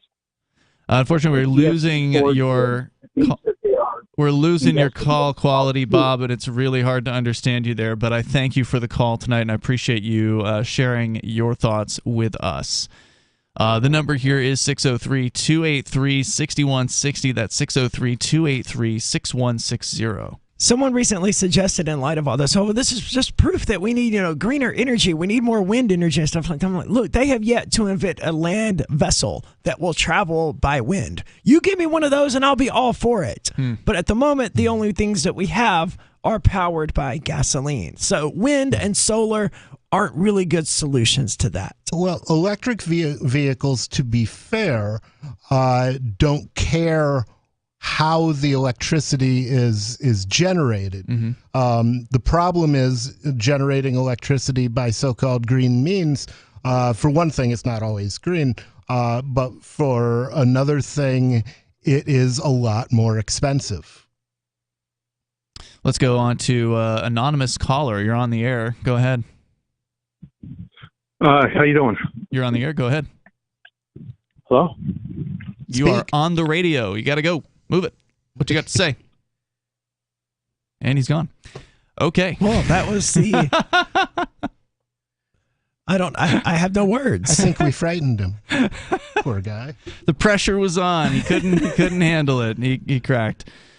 So yeah, government are not going to eat their own, and you were saying the whole thing would come crashing down if they did, right? Because you are protected by being the president. If Hillary wasn't charged for running the server out of her home, where she talked about wiping the disks with a cloth, do you really think Trump is going to be charged for this nonsense? Because he sent some text messages or... He took some classified documents home. Okay, Hillary had an entire classified server. Okay, and she wasn't charged. Leave Trump alone. He's not going to be charged. They just like making a show. Some of the little people are getting indicted. Apparently, there have been a couple of people indicted for lying to the FBI in order to frame Trump in Russiagate. Really? That's kind of interesting. Yeah. One of the, I know one of the people was one of Hillary Clinton's lawyers who went to the FBI and claimed he wasn't representing any particular client when he was there, and he was lying, of course. He was billing Hillary Clinton. So the little people get indicted, but the real criminals... No, they never get indicted. No, they focus their time on people like Julian Assange, who are actual journalists. The few journalists that actually remain are heading to prison or are in prison, basically, at this point. Julian Assange, I forgot to mention this earlier, pretty big news. The Supreme Court in the UK has refused to allow Assange's latest appeal against extradition to the United States. He is now 50 years old, by the way. He's been in basically in a cell for the last decade of his life, if you include the years that he spent in the Ecuadorian embassy because he couldn't leave. I mean, that's a cell. Yeah. His lawyers say they have not ruled out launching a final appeal. So even though this was the Supreme Court of the UK, apparently they do still have the ability to do one more appeal. But according to the bureaucrats there, they said that Assange's application did not raise, quote, an arguable point of law, unquote, and therefore the U.S. can extradite him on charges of so-called conspiracy to hack U.S. military databases, and I don't know if treason's in there. I don't remember what all the charges are, but he's basically facing 175 years behind bars in the United States if they can get him physically to the U.S. For doing journalism. Yeah, for reporting the truth about the United States military and the horrors of war. Truth is treason in an empire of lies. See you tomorrow night, freetalklive.com. What if you want to hear the latest episode of Free Talk Live, but all you have is your phone, you forgot to download our archive, and you have no data connection? You can call our Listen line at 641-793-0191. That's a long-distance number, so you may incur charges. If not, listen as long as you want. 641-793-0191. The Free Talk Live Listen line, 641-793-0191. Do you feel like your nation, state, or community no longer holds your values? Have you dreamt of a place where people agree that liberty is important and are free to pursue their projects so long as they respect the property of others? There are many people just like you that are discovering freeprivatecities.com. Their social media links are at the upper right of the page at freeprivatecities.com. All skill levels will be needed when the first of the Free Private Cities opens. It's sooner than you think. Stop arguing and build. freeprivatecities.com. Looking for a great real estate investment? Consider New Hampshire, which is ground zero for the Liberty Movement. Your first call should be to Mark Worden from Porcupine Real Estate. He's more than just a real estate agent. He's your New Hampshire concierge. Where are the best places to live? Do you want farm, city, the burbs, or forest? Do you want a duplex or multifamily building so that renters pay your mortgage? There are homes in all price ranges in New Hampshire, and Mark can help with financing too. Invest in liberty and property. Mark Worden can help. PorcupineRealEstate.com. Tired of cancel culture? Sick of mega tech corporations holding an axe over your head? Join the LRN.FM Matrix chat server. It's self-hosted, so no one else can tell us what to do or say. Don't like the existing channels? You can make your own. You can even connect into some of our channels from other Matrix servers. It's federated. For the full LRN.FM Matrix experience, though, you should join our server via the step-by-step instructions at chat.lrn.fm. Chat.lrn.fm. This is the Liberty Radio Network, broadcasting the latest liberty-oriented audio content 24 hours a day at